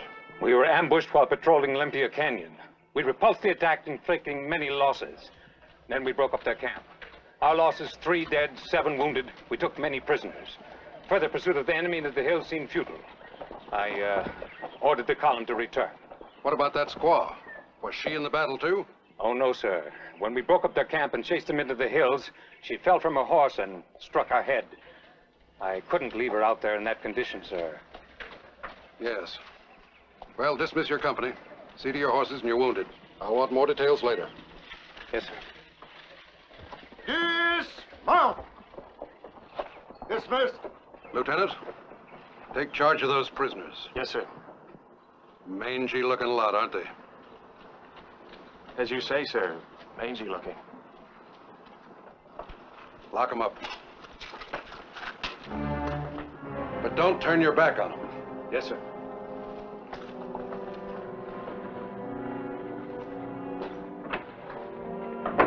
She's just a girl. Untie her, Scrag. I'd leave her hog-tied if I was you, Lieutenant. She's injured. Untie her. That's an order, Scrag.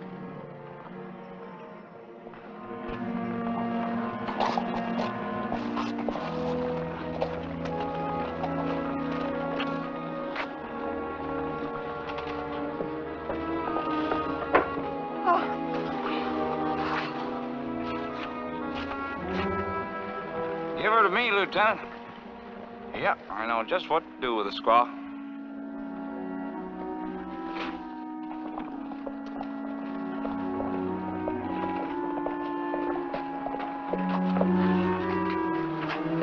Why, she's just a child. She's hurt, Mother. Hurt bad, I'm afraid. Well, you did right to bring her here, son. Take her into my room.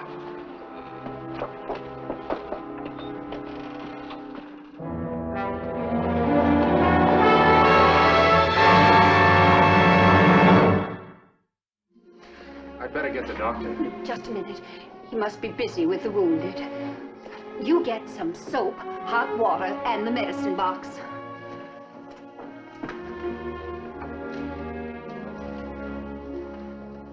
This child needs some cleaning up. Colonel, come in, sir. Lieutenant, I came to discuss that Indian girl. People on the post are very upset that there's an Apache on the loose. She's a prisoner and she should be incarcerated. Nonsense, Colonel. Ma'am? She's not a criminal. She's just a child. I'm not sure she even knows what it's all about. No, I doubt that, ma'am. These savages are very canny. You have to watch them every minute. Are you implying that this girl is a threat to the safety of Fort Davis? Why, no, ma'am, but she is an Indian and she's a prisoner of war. Now, I suggest you allow us to look after the Army's business of retaining hostiles. Come with me, Colonel. There, Colonel, is the canny savage, the murdering hostile who is causing you and the good people of Fort Davis such concern. Yeah, she does look rather young and harmless enough. But if she causes any trouble...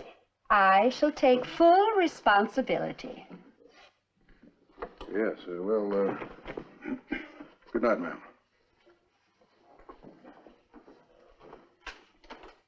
Good night, sir. Ma'am.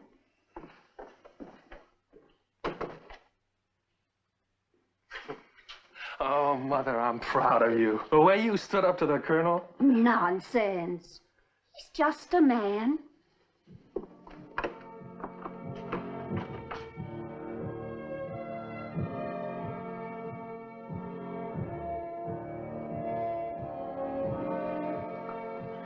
Maybe I ought to get the doctor. I'm sure I can take care of her.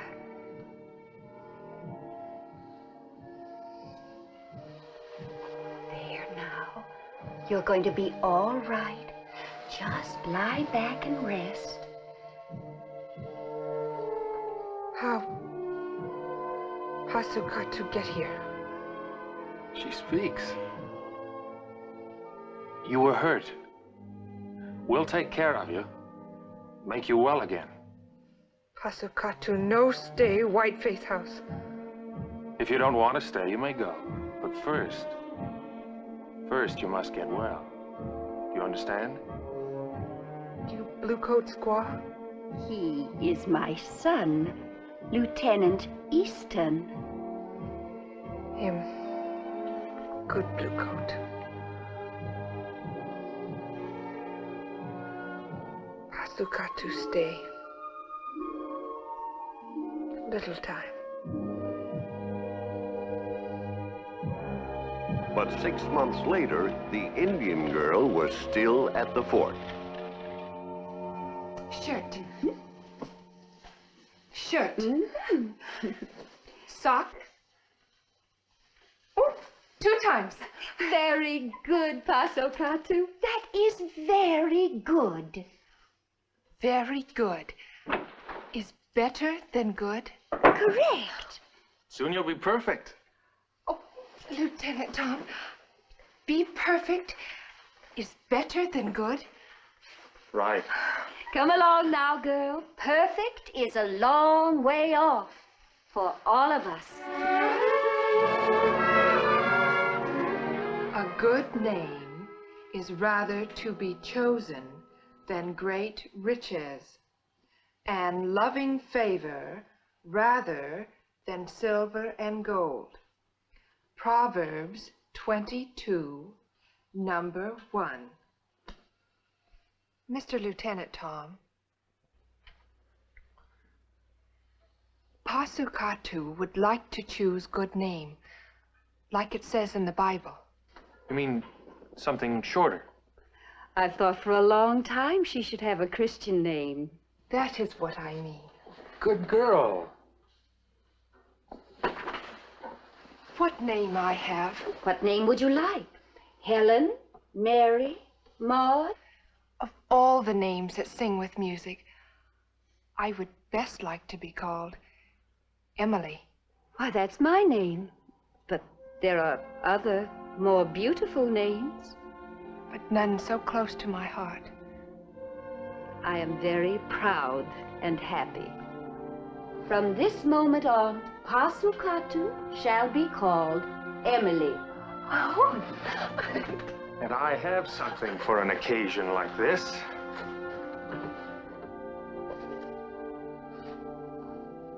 For you, Emily.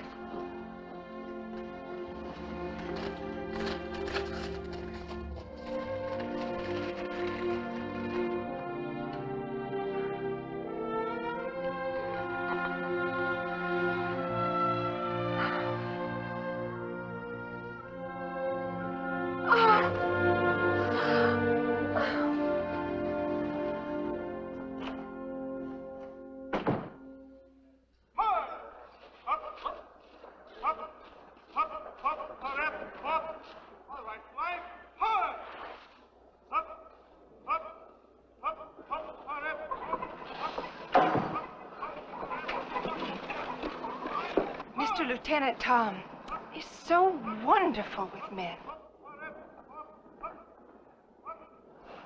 Yes, dear, he is wonderful with the men. What is it, Emily? What's the matter? The brown hen. The brown hen is missing. And Mr. Lieutenant Tom must have it for dinner. It must be recaptured.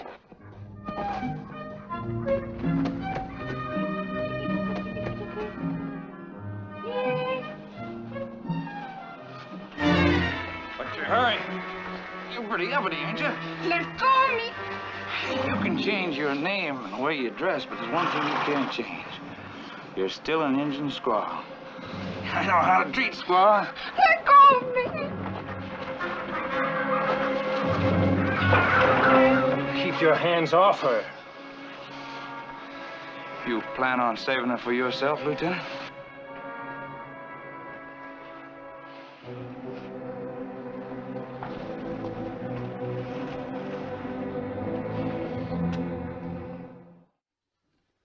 I got a letter from Mary today. Oh, no wonder you look pleased.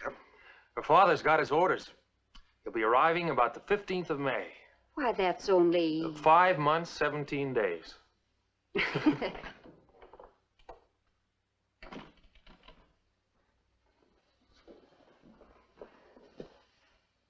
What's this?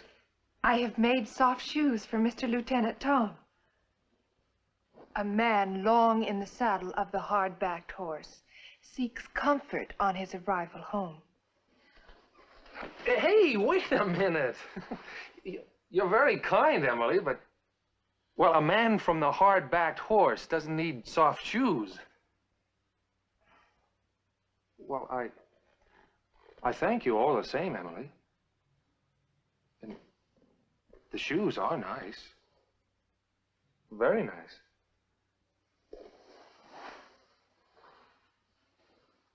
I tell you what.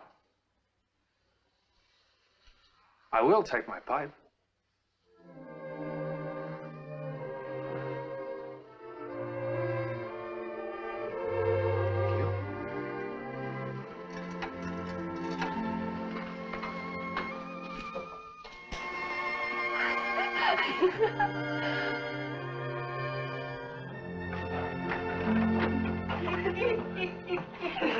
That Lieutenant Tom of yours is eating better than the Colonel. It's going to be hard on the girl he marries.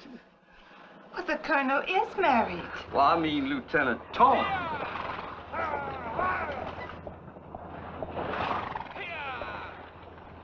Well, that must be that Nelson party that's arrived.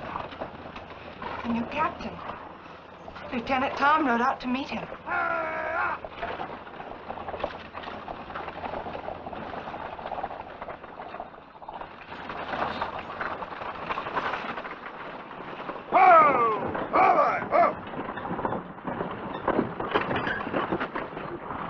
Captain Nelson. Colonel? Welcome to the post. I want you to meet my daughter, Mary. Mary, this is Colonel Merritt. I'm delighted to know you. Well, Captain. Well, Mary, this is Fort Davis, end of the line. I thought I'd never get here. I'd have gone all the way to Washington to escort you if they'd let me. Oh.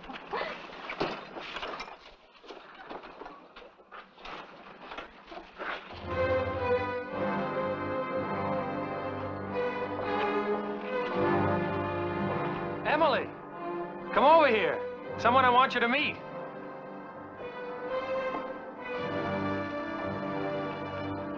Miss Mary Nelson, Miss Emily. Miss Emily. How do you do?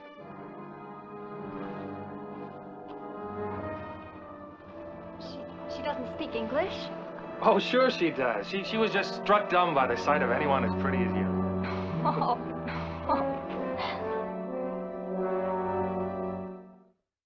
Scragg, you say there's a buildup going on in this area. What do you think that means? Well, I ain't sure, Colonel, but it don't look good. Well, those devils are up to something. Their raids have been increasing lately, and they're becoming more daring. Almost as if someone was giving them news when the troops were the smallest. Wouldn't you say so, Lieutenant? I don't know what you mean by that, Scragg. Don't you? Scragg, what are you implying? Oh, I ain't implying nothing, Colonel. Just that if there was an Injun spy inside of the fort, well... Now, just a minute. Now, just a minute, gentlemen. Mr. Scragg seems to believe that Emily is betraying us. I don't believe it. You may go, Scragg.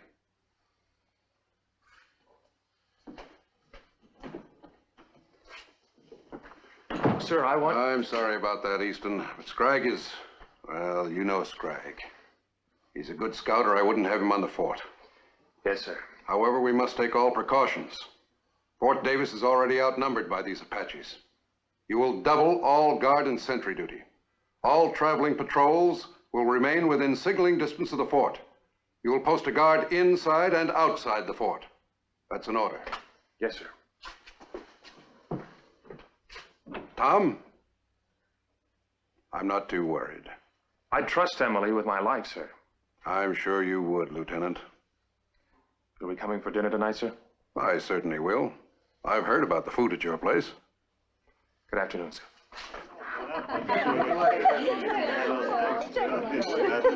No, thank you. No, thank you, Emily. Oh, thank you so much. You know, this is one of the nicest punches I've ever tasted. I wish you'd give my... Attention! Attention, please. I have an announcement to make. This daughter of mine likes the Army so much, she's joining up for life. I have the great pleasure of announcing my daughter Mary's engagement to Lieutenant Thomas Easton. Well,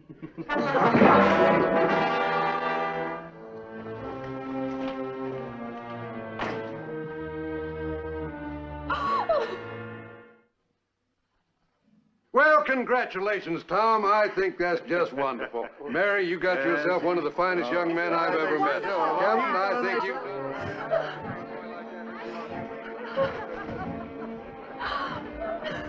Congratulations,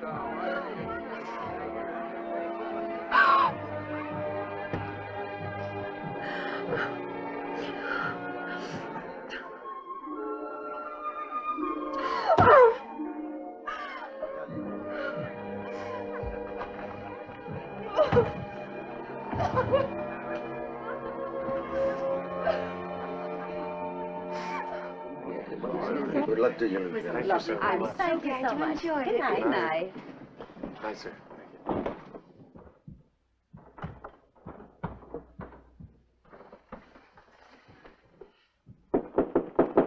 Emily? Emily? Tom, she's not here. Where could she be?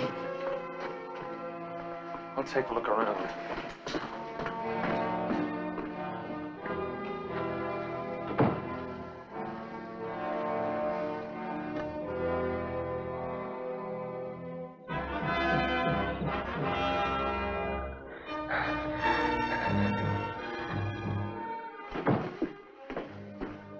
She's not outside. Where could she...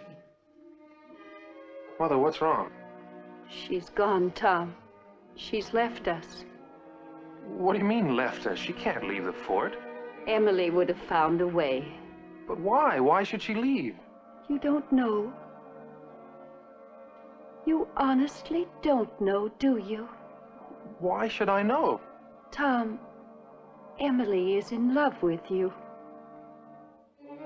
In love? With me? Little Harsakatu.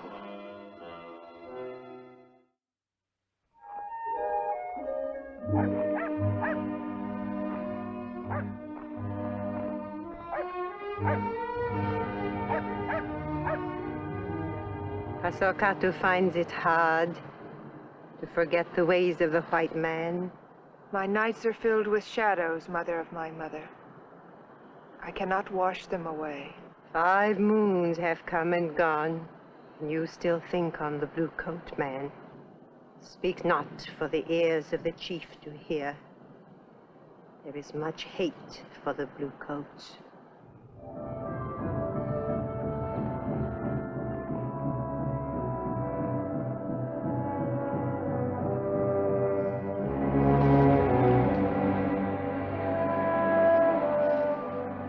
We're all of the same heart? No. Take position. North. South. 3 times sun. Strike fort. Kill all the blue coats.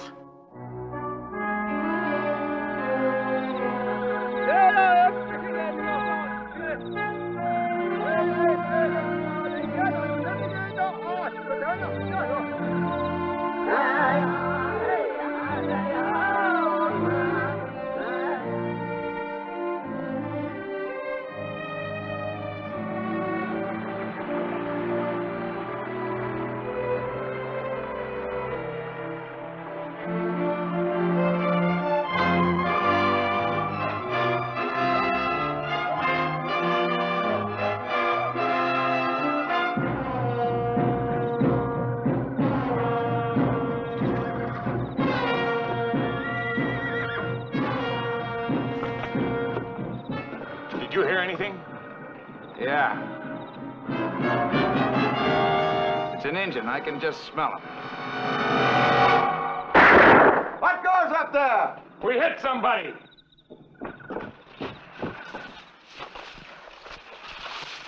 Emily. It's Emily, Indian Emily. Mr. Lieutenant Tom, I have come to see Mr. Lieutenant Tom. Just lay right there. Guard! Guard! It's Indian Emily. She's come back. Get a stretcher and get Lieutenant Easton on the double.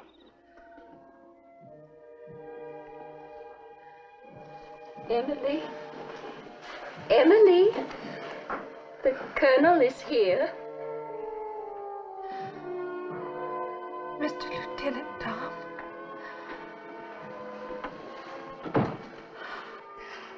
I have come from the campfires of my people to tell their plan. My ears have heard unhappy words, many warriors, many guns. At first corner of sun they come. Many bluecoat die. Send messengers to recall all patrols. Emily, good girl. You've done us a great service. You're a very brave girl, and we're very grateful.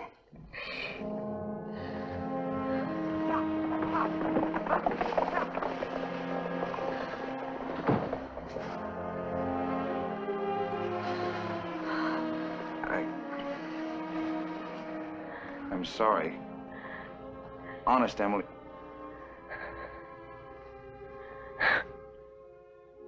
Emily, I didn't know it was you.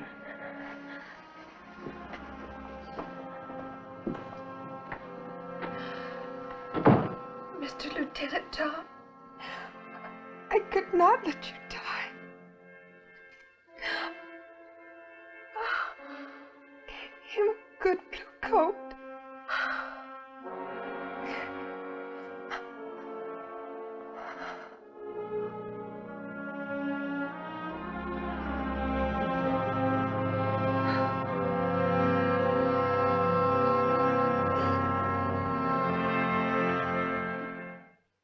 The Apaches came as they had planned, but thanks to Emily's warning, the fort was prepared and repulsed the attack.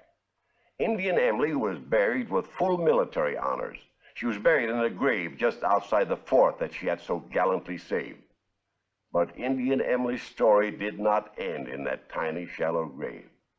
The drama of great romance and sacrifice so endeared her to the state of Texas that they have erected this monument in her memory at Fort Davis in Jefferson Davis County. The plaque tells her story.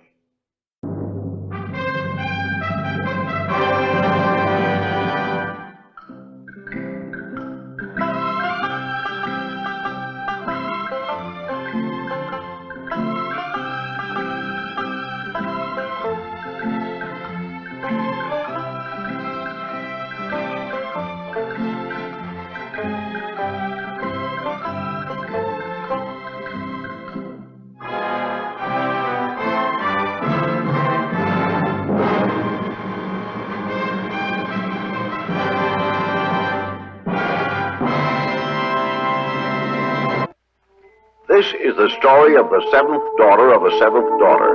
She came from Scotland in the 1850s. Her name was Eily Oram, but the folks here called her the Crystal Gazer because of her power to see the future in the crystal ball, or peepstone as she called it, which she always carried with her. The same scene again. Somewhere that valley exists, on those barren mountains. And someday I shall find the place, for there, as sure as my name is Eily Oram, there lies my destiny. Good morning, Eily. Oh, good morning. Good luck to you both. We'll need it if we're going to eat tonight. And since when did I ever refuse any of you boys a meal? It beats me, Eily, why you're willing to work so hard for so little. Feeding a bunch of hard rock miners. Doing their filthy wash. Why, some of them clothes has been on men's backs for a year. Oh, I won't be doing this forever. Fate led me here to Washoe Valley.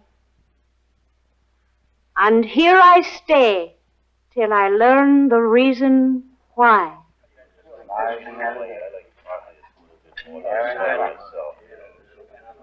Saturday night, boys.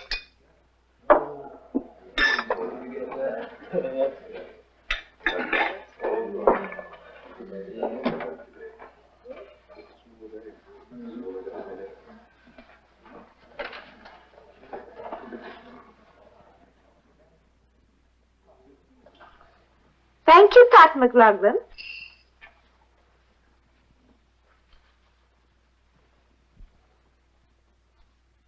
Much obliged, Mr. Comstock. That rabbit stew is mighty tasty, ma'am. Oh, I'm glad you liked it, Mr. Bowers. My friends call me Sandy. Oh, you're Scottish? Aye, like yourself, ma'am. My friends call me Eileen. Thank you, Sandy. I hate to ask it of you, Miss Oram, but will you take another IOU? Still playing in hard luck, Mr. Rogers? Oh, there's gold in every claim I've staked. Trouble is the stuff it's mixed with. What stuff? Queer, dark-looking mineral. Heavy as lead. Well, maybe it is lead. It's a blame nuisance, that's all I know. Clogs the rockers. Makes it nigh impossible to separate the gold. But there is gold. Oh, sure. And I'll pick it out sooner or later. Meantime, I've got to eat. Instead of my taking your IOU, how about deeding me over some of your ground? I have a claim at the head of Gold Canyon. It's only a strip 10 foot wide. I'll take it. And we'll call your board bill settled in full. Well, that's mighty generous of you, Miss Oram. I'll keep this until you get the papers made out. And then maybe you take me up to the canyon and show me what I own. So, this is it. Well, I told you it was narrow, only 10 foot wide. But you're in good company. Pete O'Reilly and Pat McLaughlin have located over yonder. And old Pancake Comstock. And Sandy Bowers is your next-door neighbor.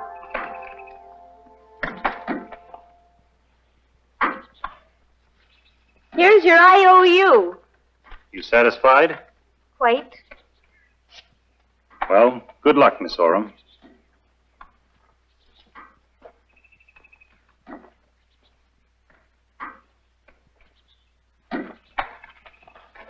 Good morning.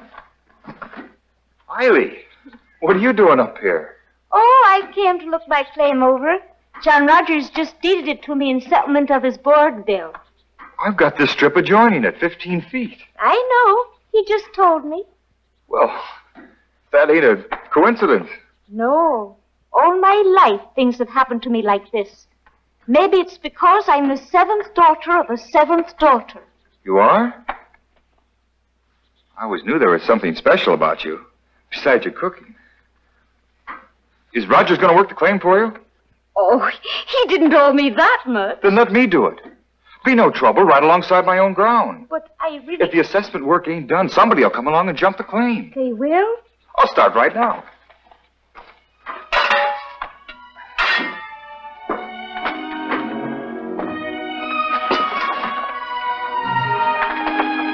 Oh, I can't let you do this for nothing, though. In return, I'll do your washing.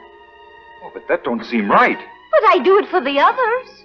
But the seventh daughter of a seventh... Now, you bring your clothes down when you come down for supper. Oh, and some gold, perhaps, from my new claim? Aye.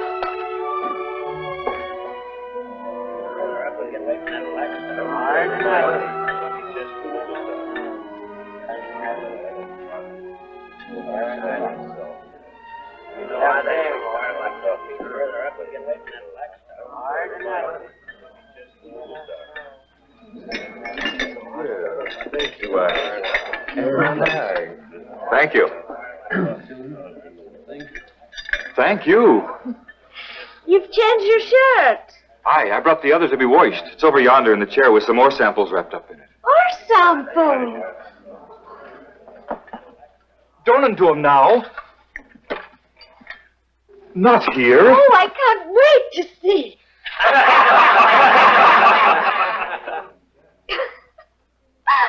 Well, I didn't think you wore petticoats, Sandy.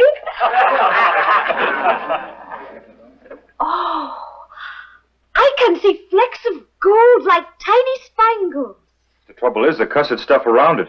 This heavy black mineral, like lead.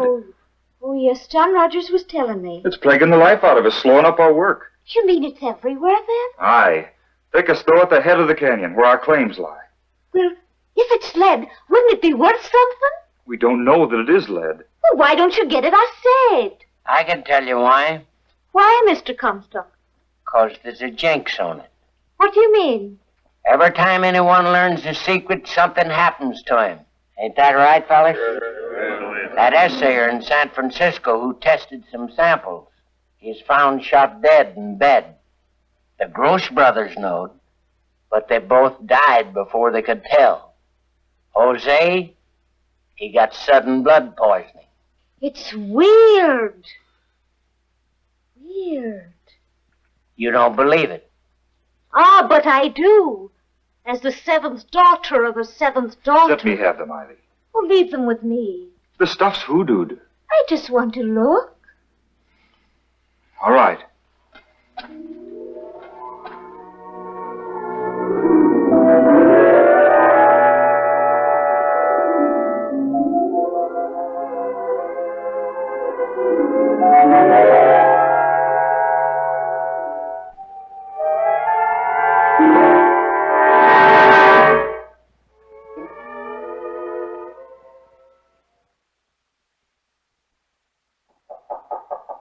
Eily.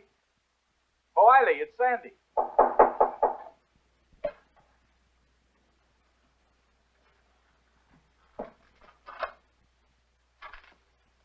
I come to get my ore samples if the... Eily, you look like you've been seeing things. Oh, I have, Sandy. In my peepstone.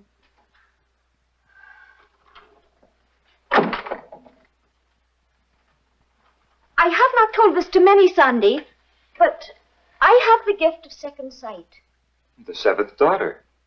In this crystal, I can see what's going to happen and see places and things hidden to most eyes. It's miraculous. It was this that first showed me Washoe Valley, clear as crystal. And now? I can't explain it, Sandy. First, there was only a fleck. And then, of a sudden, a great big mass of shining white like a mountain, glittering till it almost blinded me. I don't see nothing. But I saw it, and it means something. My peepstone never lies. Does it ever show folks? Faces of the living and the dead. This man is very much alive. He's got sandy hair, blue eyes, stands 6 foot in his stocking feet, and he'd like to wed you. Would you, Eily? Sandy. Our claims lying side by side. They could be joined, too. Look in the crystal, Eily.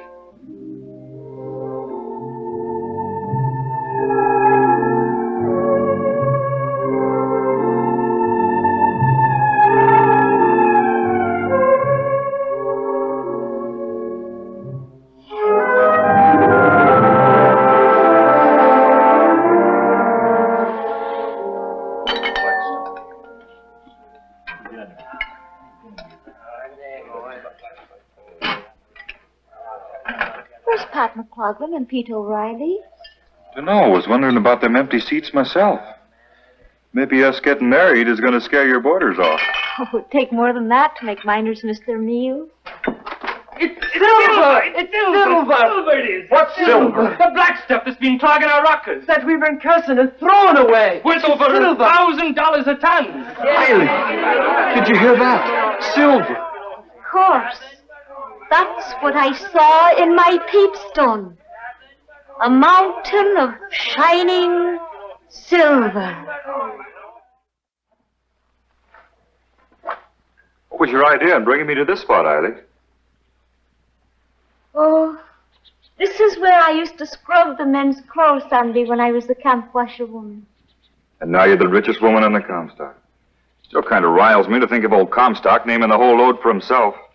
Him who sold out like all the rest. I've been looking into my peepstone lately, Sandy. Huh? And what do you see? I see a large mansion with columns across the front. Oh, under cupola. English ivy growing across the walls and fountains splashing. Sounds mighty pretty. It's the Powers mansion, Sandy. Yours and mine. Where? Right here on this very spot. But Eily... Oh, it'll be the finest house between Chicago and San Francisco. And in it we'll have marble mantelpieces and doorknobs of solid silver. Sounds mighty expensive. How much did our mine produce this month? $26,000. Oh, that's 11,000 better than the month before. Let's see now. 12 times 26,000. That would mean $250,000 a year. Aye. Well, while the mansion's being built, we'll go to Europe Europe? to buy the furnishings. Do you see that in your peepstone, too? Oh, I see a ship. An ocean-going vessel. I also see a crown. Oh, it might be we'll be presented at the court of England. You and me, Eiley? And why not? And don't they call me the Queen of the Comstock? We won't tell anybody until we're ready to go. And then we'll give a big farewell banquet in Virginia City and invite all our friends. Folks, a toast to our hosts, Mr. and Mrs. Sandy Bowers.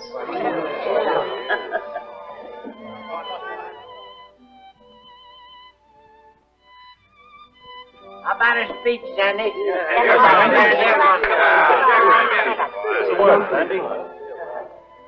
Well, folks, I've been in this here country among the first that come here. I've had powerful good luck. I've got money to throw at the birds. The gentleman ain't got very much of a chance to spend his coin in this country, and there ain't very much to see. So, me and Mrs. Bowers is going to Europe to see the sights. What a wonderful idea. One of the great men of this here country was in this region a while back. That was Horace Greeley. I saw him. He didn't look like no great shakes to me. Outside of him, the only other great men of this country I've seen have been Governor Nye and old Chief Winnemucca. So, now me and Mrs. Bowers is going to Europe to see the Queen of England and the other great men of that country. So I hope you'll all join in drinking a toast to Mrs. Bowers' health. There's plenty of champagne and money ain't no object.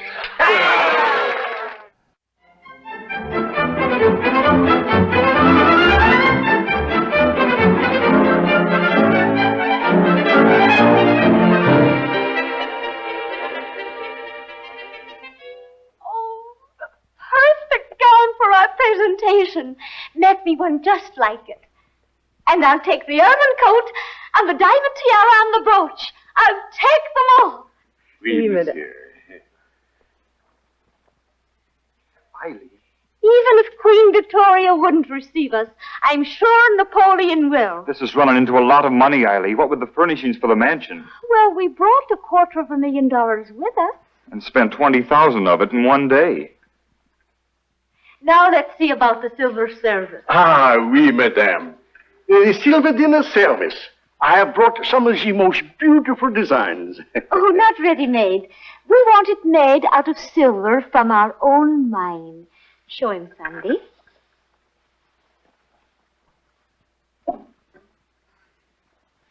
We brung these bars of bullion clear from Nevada. Oh, mon Dieu. How many will it take? You wish a full service for 24. 24? 24. With silver goblets and silver finger bowls. But certainly. Certainly. And an apron? Oui. Oh, we use wash bowls and pitchers. An apron, monsieur, is a centerpiece for the table. When you entertain... For the company, of course. Make us 6. We'll be giving large parties when we get back to the Bowers mansion. Oui, madame. 6 aprons.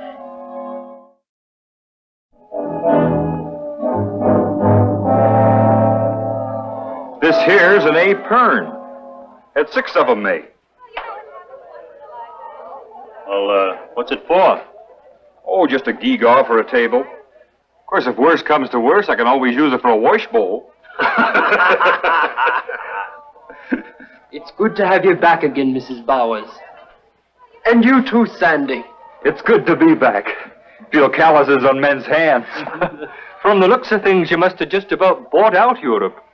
Almost 1,000 packing cases of stuff shipped around the Horn. There's one thing, though, that I carried home. A new peepstone that I bought in Scotland to take the place of the old one that was getting a bit clouded. Oh, lately I'd hardly been able to see anything in it. Eily, this is the most beautiful dress. Oh, I had it made to order in Paris. For the presentation at court? Oh, we're just dying to hear about it, aren't we? Now tell me, what did Queen Victoria wear, and what did she say to you? Well, as a matter of fact, Sandy, why don't you take the ladies on a tour of the house and show them all the furnishings? good idea. Ladies?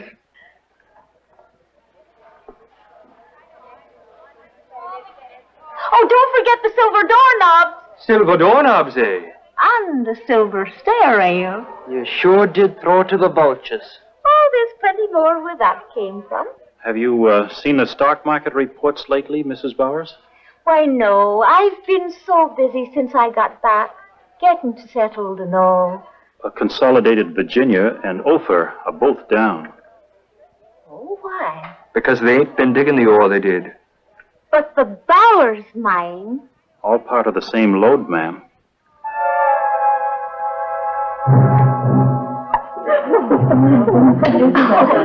It sounds like the champagne is going fast. You gentlemen better get in there. Sure, my throat is a little dry.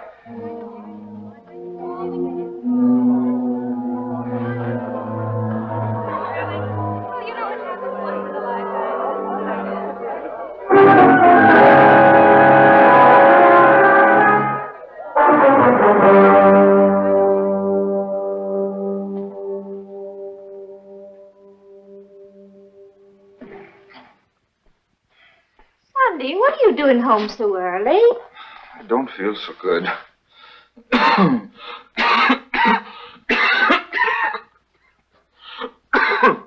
You've got a fever and your cough's getting worse. Now you get right into that bed. It's all wrong, Sandy. You're going down to the mine where it's steaming hot and then coming out into the cold. I'm needed down there. Production is falling off now every day. It'll pick up again. Talk is the load is petering out. Oh, nonsense. It goes clear through to China. Now you stop worrying. Eily, look in your crystal. I have. What did it show? A man tucked in his bedstead with a soapstone at his feet drinking a nice hot toddy. Oh, Eily. Now I'll go get the whiskey.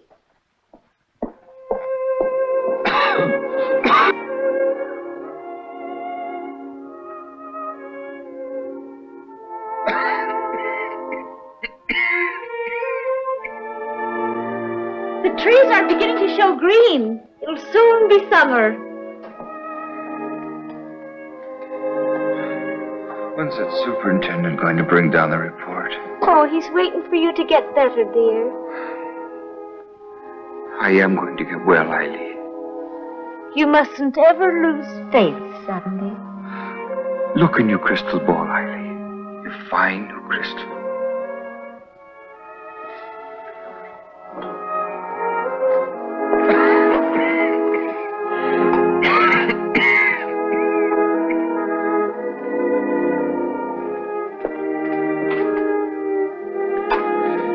Tell me. Oh, the best is yet to come. What do you see? A mansion, bigger and more beautiful than this, on a street of gold. Silver, don't you, Eily? Gold this time. Things are looking up. We've had wonderful years together, Eily. Oh, that we have, Sandy. I wouldn't have had anything any different. Nor I. You go to sleep now, dear.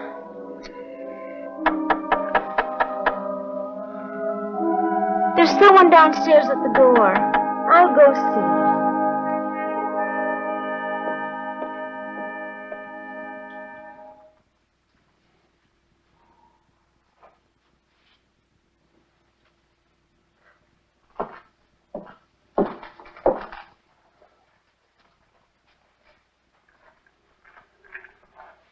did you get in here? Opened the door and walked in. It was unlocked. What do you want? Money, Mrs. Bowers. Quite a lot of money. The name is Coates. I'm an attorney specializing in the collection of overdue accounts. Your creditors have retained me in the matter of some unpaid bills. A lot of bills, Mrs. Bowers. I know. I lie awake nights thinking about it. Then why don't you pay? Our bank account is closed. We have no funds. I've sold every share of mining stock we own. The Bowers are bankrupt. That's too bad. I shall have to attach the house immediately, and everything in it. Oh, please, not right away. My husband is very ill with consumption. Wait just a little longer. A week, maybe. And then it won't matter.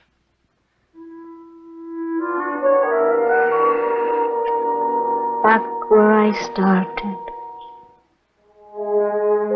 Well, come what may, Eily Oram can take it.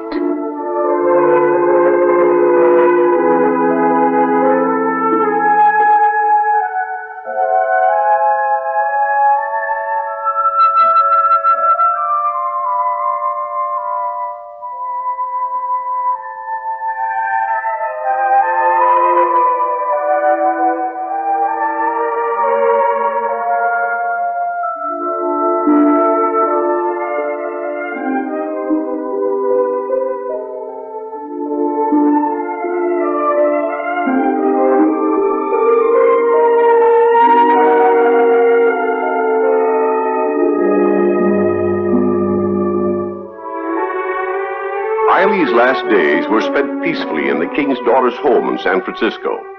And when she died at the age of 87, she was brought back to Washoe Valley to rest beside her beloved Sandy. You can see their graves if you visit the mansion today.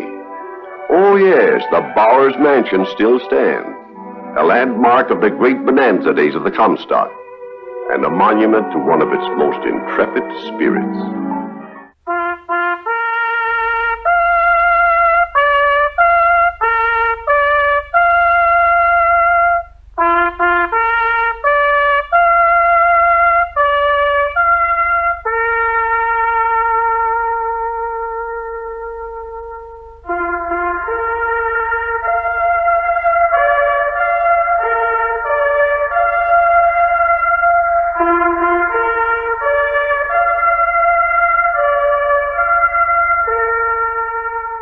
Black স্কার্পের power কিভাবে use করতে চান আজকে?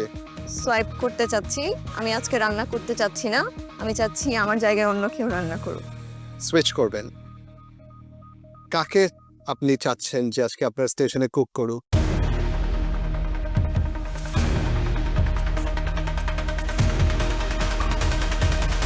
সেটা হচ্ছে আমাদের জানাপো। আমরা তাহলে এবার রেসিপিগুলো দেখে নিই। ব্ল্যাক স্কার্ফ কুমু, তাকে দিয়ে শুরু করতে চাই। Rui fish and spicy mustard in wilted cabbage parcels, red bini rice, spicy coconut milk broth, malai curry style. এবার আমরা চলে যাব নিশাত আঞ্জুমের কাছে। Mix seafood gyoza with homemade spinach, noodles, lemon pepper, coriander broth. এবার যাব দিবার কাছে। Savory meat and spinach baklava with homemade filo pastry and toasted pine nuts. এবার তামান্না। Thai steamed chicken and fish rolled with ginger, scallion, relish and garlic egg fried rice. Lucky, দেখি তোমার ভাগ্যে কি পড়েছে। Chicken makhani is crispy naan au gradient. Maimuna, Korean barbecue short rib tacos with pickled kimchi, gochujang mayo and crispy onion tempura. আজকে আমার রেসিপিটায় পড়লো হচ্ছে kimchi আমি খুব একটা পছন্দ করি না, তো যেহেতু পছন্দ করি না, জীবনে একবারই খেয়েছি, যে জিনিসটা পছন্দ করি না সেটা কিভাবে বানাবো। নিপা, তোমার রেসিপি কি একটু শুনি। Shrimp, pumpkin and feta ravioli with roasted red pepper, pesto and basil oil. Next জুয়াইরিয়া। Salted caramel brownie cheesecake, baked in crispy vermicelli tart. Next মৌসুমি। Sitake and baton mushroom cannelloni with spicy black bean sauce. And আজকের last participant Lina, কি recipe পড়েছে আপনার? Filipino grilled stuffed squid with tomato, collies and vegetable chips. বিজ্ঞ বিচারক, আমরা তো আমাদের 10 পার্টিসিপেন্টসের রেসিপি শুনে ফেলেছি, সো এখন পরবর্তী ধাপ কি? নেক্সট স্টেপটা ইজ কুমু, ব্ল্যাক স্কার্পের পাওয়ার কিভাবে ইউজ করতে চান আজকে? সোয়াইপ করতে চাচ্ছি, আমি আজকে রান্না করতে চাচ্ছি না, আমি চাচ্ছি আমার জায়গায় অন্য কেউ রান্না করুক। সুইচ করবেন। কাকে আপনি চাচ্ছেন যে আজকে আপনার স্টেশনে কুক করুক?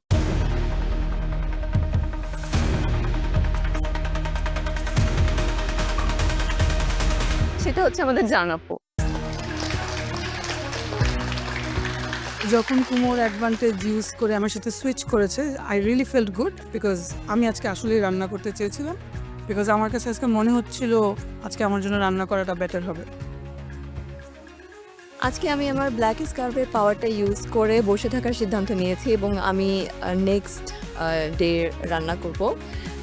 আর আমি সেজুতি আপুর সাথে সোয়াইপ করেছি, কারণ আমি এক্সপেক্ট করতেছি যে আমি আরও এর চেয়ে বেটার কোনো ডিশ রিপ্রেজেন্ট করব আমার জন্য। এটা ওর ওন ডিসিশন ছিল যে ও সুইচ করবে, বাট আমি মনে করি যে কি ওর আজকে রান্না করাটা মনে হয় ভালো হতো, কারণ ওর আজকে রেসিপিটা অনেক সহজ ছিল। আমরা সুইচ করি, কুমু আপনি এসে আপনার ব্ল্যাক স্কার্ফটা দিয়ে যাবেন আমাকে সেজুতি স্টেশনে।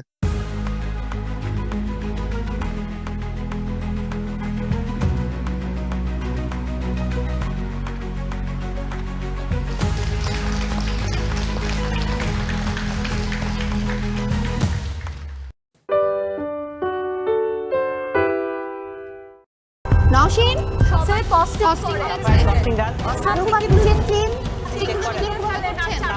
স্টেক করেন, ক্লিনিং করেছেন, আপনি নিচে ডাস্ট করে আছে, ওটা ক্লিনিং করবেন। আচ্ছা আছে কস্টিং হয়েছে, আর মাত্র 30 মিনিট বাকি আছে, অনলি 30 মিনিটস। সো এই 30 মিনিটসের মধ্যে রান্না শেষ করে প্লেটিংটা কমপ্লিট করতে হবে। Okay, thank you, carry on. Naim, কি বুঝতেছো? দেখলাম সবারটাই উর্মি ভালো করতেছে, মানে অন টাইম সব কিছু আমার মনে হয় শেষ হয়ে যাবে।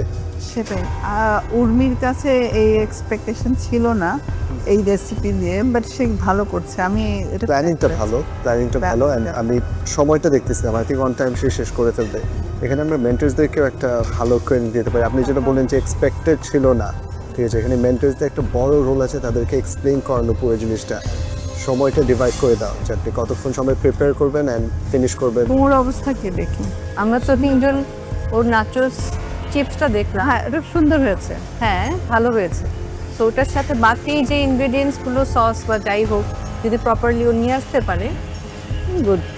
বাট আমি একটু আমাদের রোজ করার যে ডক্টর মনিম আছে ওনাকে নিয়ে আসলে একটু টেনশনে আছে। ওনাকে নিয়ে আমিও টেনশনে আছি। আমি অবশ্যই এবারের রাউন্ডে খুব ভালো কুক একটা এবং ভালো একটা মার্কস পা।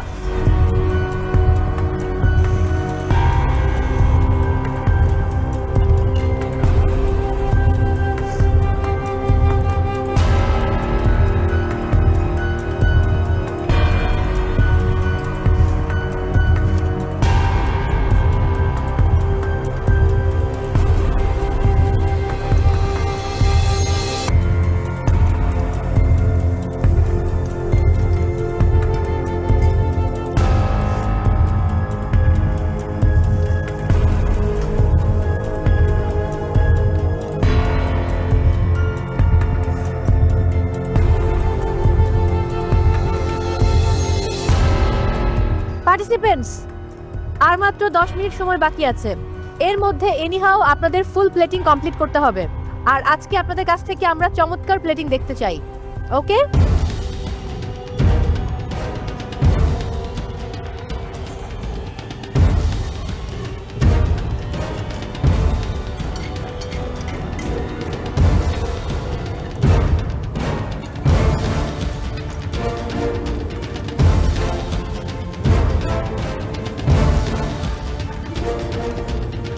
পার্টিসিপেন্টস অনলি 5 মিনিটস আছে, আর প্লিজ এই 5 মিনিটসে প্লেটিং কমপ্লিট করুন।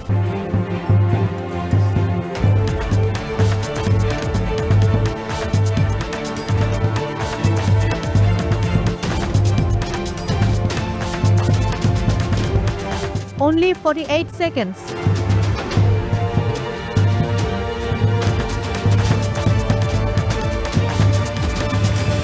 সবাই একসঙ্গে কাউন্টডাউন দেবো আজকে আমরা। Ready? 10, 9, 8, 7, 6, 5, 4, 3, 2, 1, 0 and time's up.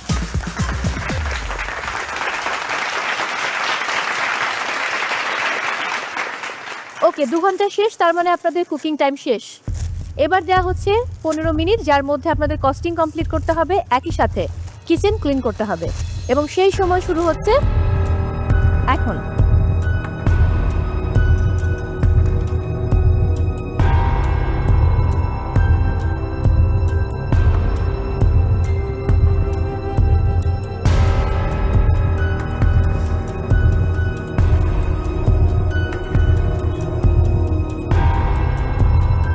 Nowshin sir costing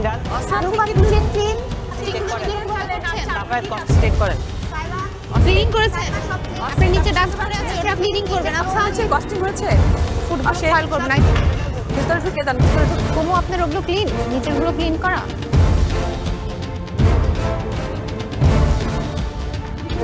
countdown দিচ্ছি, 10, 9, 8, 7, 6, 5, 4, 3, 2, 1, 0 and time's up.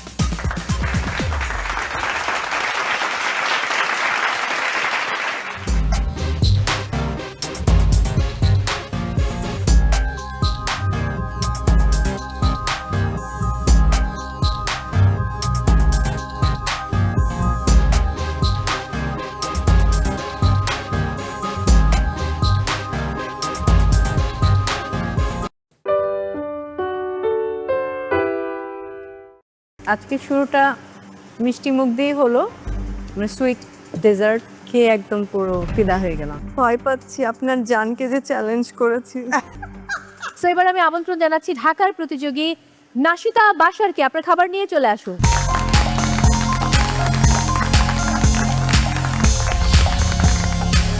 আমার আজকের recipe green apple and banana toffee pie with orange honey ডার্সন।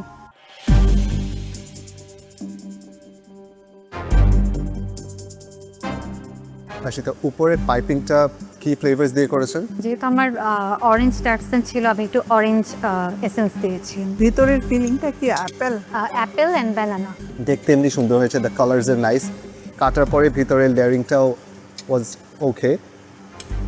ফিলিংটা it's apple and banana. What I like is both apple and ব্যানানার ফ্লেভারটা বোঝা যায়। আপনি যেটা বলে সেল করছেন বা যেটা নাম দিচ্ছেন ওটার সাথে ম্যাচ করে জিনিসটা। সুইটনেস ইজ পারফেক্ট, টার্টটাও সুন্দরভাবে কুক হয়েছে, and overall I think it was a good try. Nashita আমার কাছে খুব ভালো লেগেছে, শেফ যা বলেছে সব কিছুই ঠিক আছে। এক কথা আমি বলবো বাও।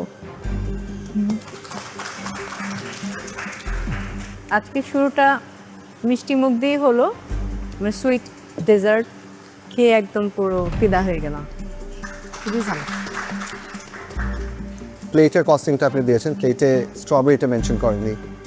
স্ট্রবেরি কস্টিংটা এখানে missing, other than that it's ওকে।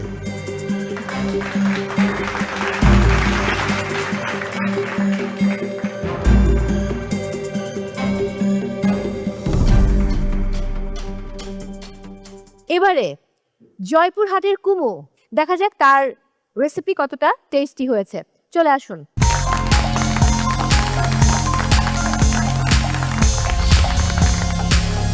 আমি আজকে বানিয়েছি honey ginger mince beef broccoli stir fry homemade mozzarella crispy nachos.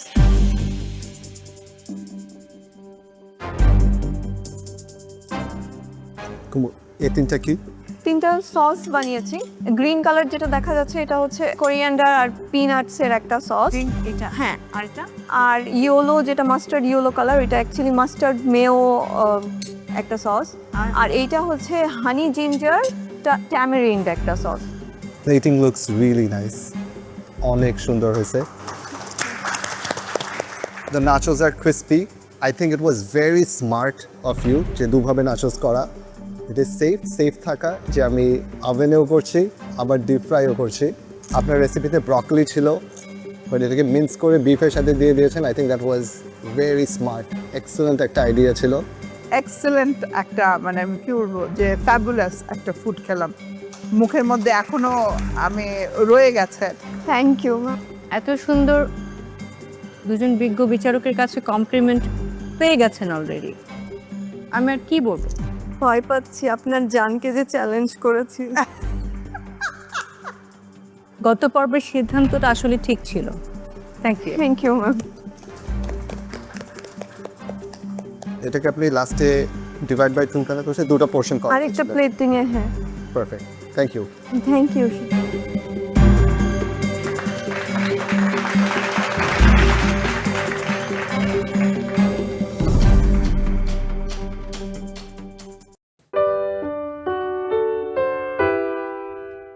প্রত্যেক প্রতিযোগীর জন্য মেন্টরস টাইম থাকছে 5 মিনিট করে। আজকে আমাদের ফিশ ফিউশন এই সেগমেন্টের জন্য রাঁধুনি গ্রোসারিতে যাওয়ার সময় থাকছে 15 মিনিটস, আর কুকিং টাইম থাকছে 1 আওয়ার। আর পূর্ণিমাপু, মেন্টরদের সময়টা তো দেওয়া হবে নিশ্চয়ই? অবশ্যই থাকছে। প্রত্যেক প্রতিযোগীর জন্য মেন্টরস টাইম থাকছে 5 মিনিট করে, যাতে আপনাদের কুজিন এবং সেই সাথে রেসিপিগুলো ভালো করে যাতে বুঝিয়ে দিতে পারে।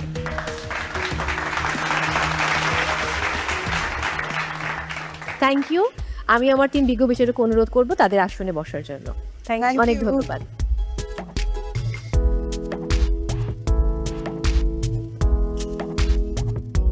মেন্টরস প্লিজ বসবেন আপনারা, সেই সাথে প্লিজ আপনারাও বসুন।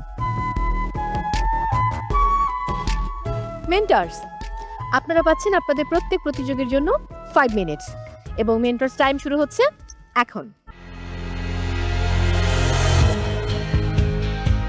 ফিশ যেটা আপনি ভাজবেন, এখন আপনি একটা চিলি অয়েল বানাবেন। হাফ করলে এই যে চাঙ্কগুলো থাকে না, ফিশটা অ্যাকচুয়ালি হাইলাইট হতে হবে। বিকম সুগার ফিশ সল্টটা টেস্টটা কেন আপনি আগে বলে দিন, অর্ডার লিখে নিন, টাইম তো বেশি নেই। যে কারিটা আছে, কারিটা অনেক ফ্লেভারফুল, অনিয়ন সুপে যে কালারটা হয় ওই কালারটা হবে। যখন আমার মেন্টর আমাকে খুব সুন্দর করে বুঝিয়ে দিয়েছে আসলে এই কুইজিনটা এভাবে করতে হবে, তখন আমার কাছে মনে হলো যে এটা অনেক অনেক অনেক সোজা এবং সরল একটা রেসিপি, আমি পারবো। খুব দিতে হচ্ছে কারিটা দিবা, ফিলিংটা হচ্ছে কি মাছের fish sauce paper lemon juice testing flavours এগুলো কোনো অপারেশন না। মালয়েশিয়ান কুজিন পাওয়ার পর থেকে আমার মাথায় কাজ করছে যে আমি আজকে একটা ফিশ ফ্রাই টাইপের কিছু করতে চাই। যখন আমার মেন্টরের সাথে এটা নিয়ে কথা বললাম, তখন উনি আমাকে বলল যে আমি করতে পারি, কিন্তু সে আমাকে অনেক কিছু সাজেস্ট করলো যেটা দিয়ে আমার ডিশটা আরও বেটার হতে পারে। ভালো করেছি। So best of luck, good luck. Okay, thank you. আমি স্পাইসেসগুলো ঠিক কোন যে সস দাও এটার মধ্যে? হ্যাঁ, মানে হচ্ছে আপনার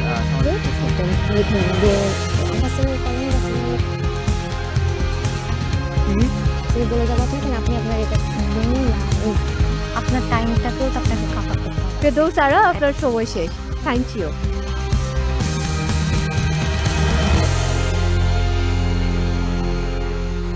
পার্টিসিপেন্টস, এবারে রাধুনী স্টোরে যাবার পালা। আর আপনারা সবাই জানেন রাধুনী স্টোরের জন্য আপনাদের সময় হচ্ছে 15 মিনিটস। সো আপনাদের সময় শুরু হচ্ছে এখন।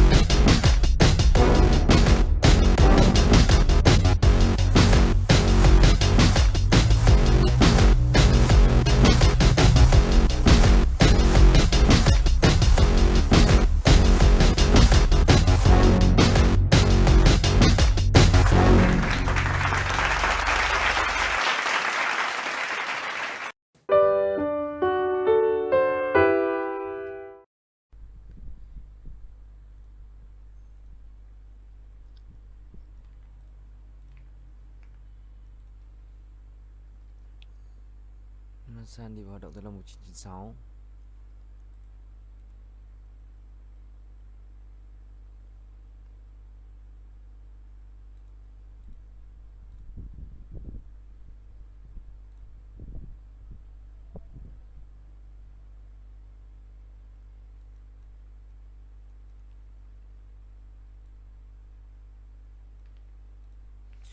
viết nội dung sau thành một đoạn.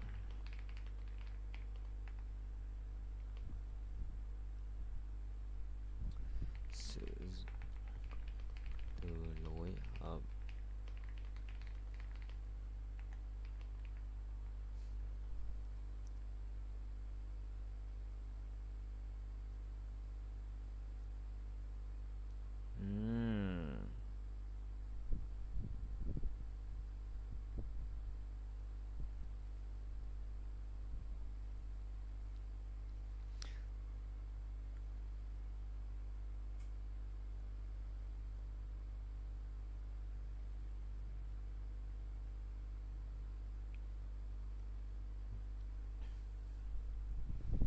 yes.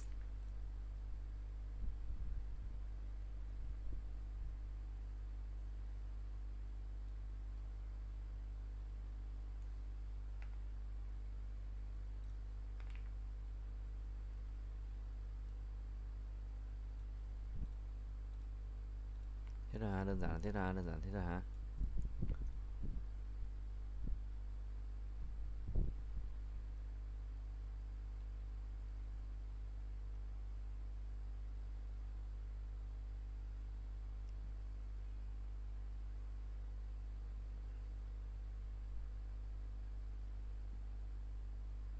Một chấm ba.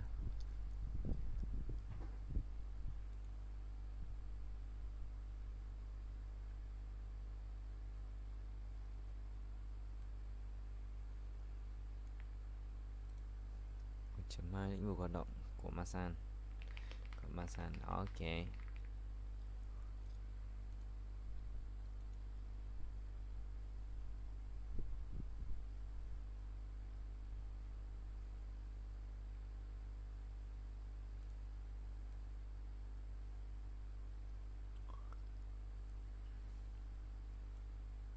Ban đầu từ Nga đến chuyển hướng Việt Nam là trụ sở Hồ Chí Minh. Một cái này Masan đại mình sản xuất các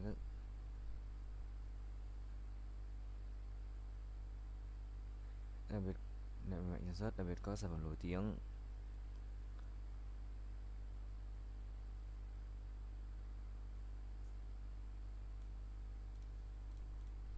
Trong giai đoạn 2013-2020, Masan mở rộng các khai thác núi pháo và tài chính Techcombank. Hiện nay thì Masan định hướng là Voi of Life.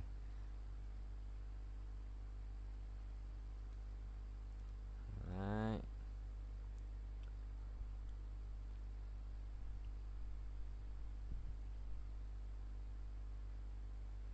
Đó. Masan là tập đoàn hàng tiêu dùng này, nông sản này, đó, bán lẻ thương mại điện tử, e-commerce, ok, Bri, nông nghiệp và thực phẩm, Mid Daily.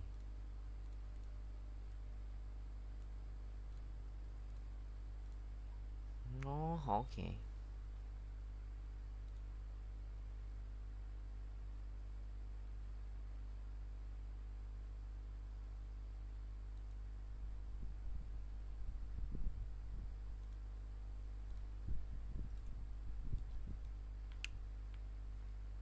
Tắt này đi, ok. OBS, League of Legends.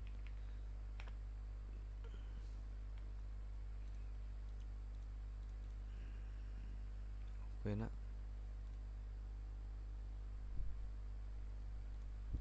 Masan History gì nữa, chuẩn dead đó.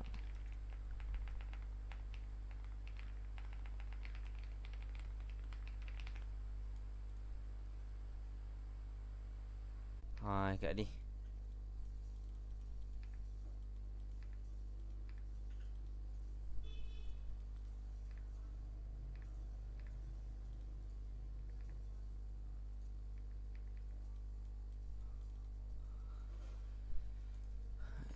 Ây da.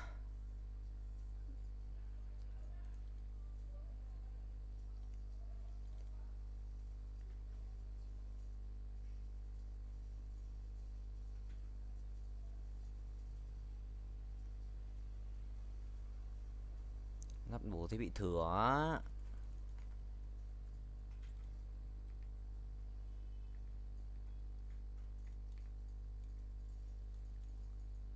What pretty look, I look so so buồn cười.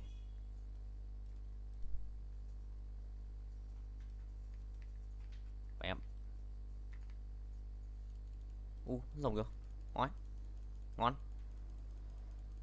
Chú biết rồng. Bẻm. Ui, chết xấu chứ biết có muốn rồng ạ. Chi broccoli.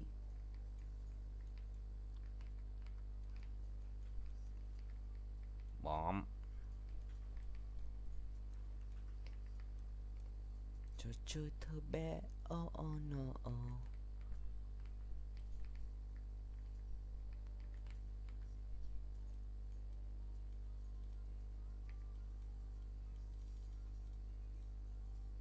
Chợ là tất cả. Cái này bao nhiêu trăm? Bao nhiêu trăm phân tách? Thế mình lại đi bắn cho đâu? Làm cho vui.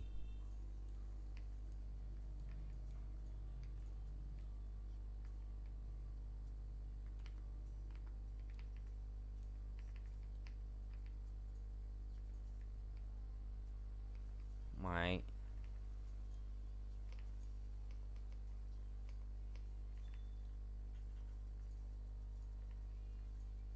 khỏe đấy, mày khỏe đấy. 58 triệu máu. Ui, nice đó, khỏe phết.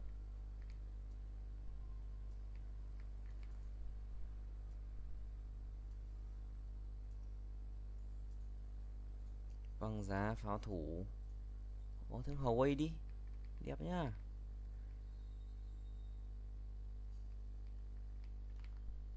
Con Huawei đi. Xóa này, chụp ảnh này.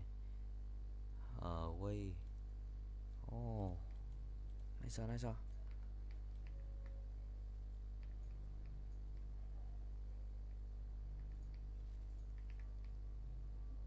Pháo thủ có pháo thủ. Lé chưa ấy. Ok.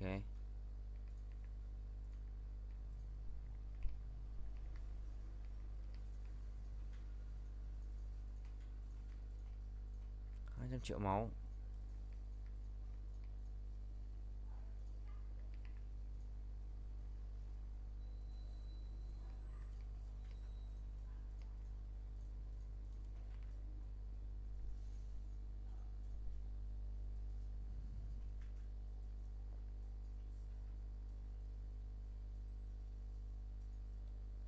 I'm so strong.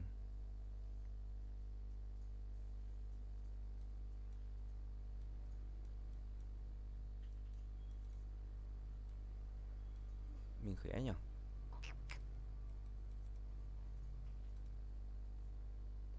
Pháp sư liên hoàn. Nhận nhiệm vụ đây.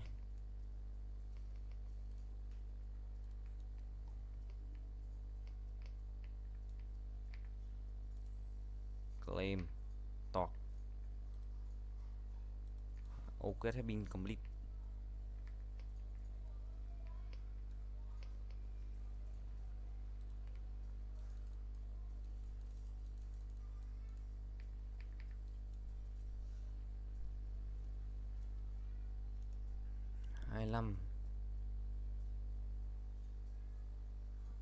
Hai cái này đi bắn ra đâu? Mày chết mày.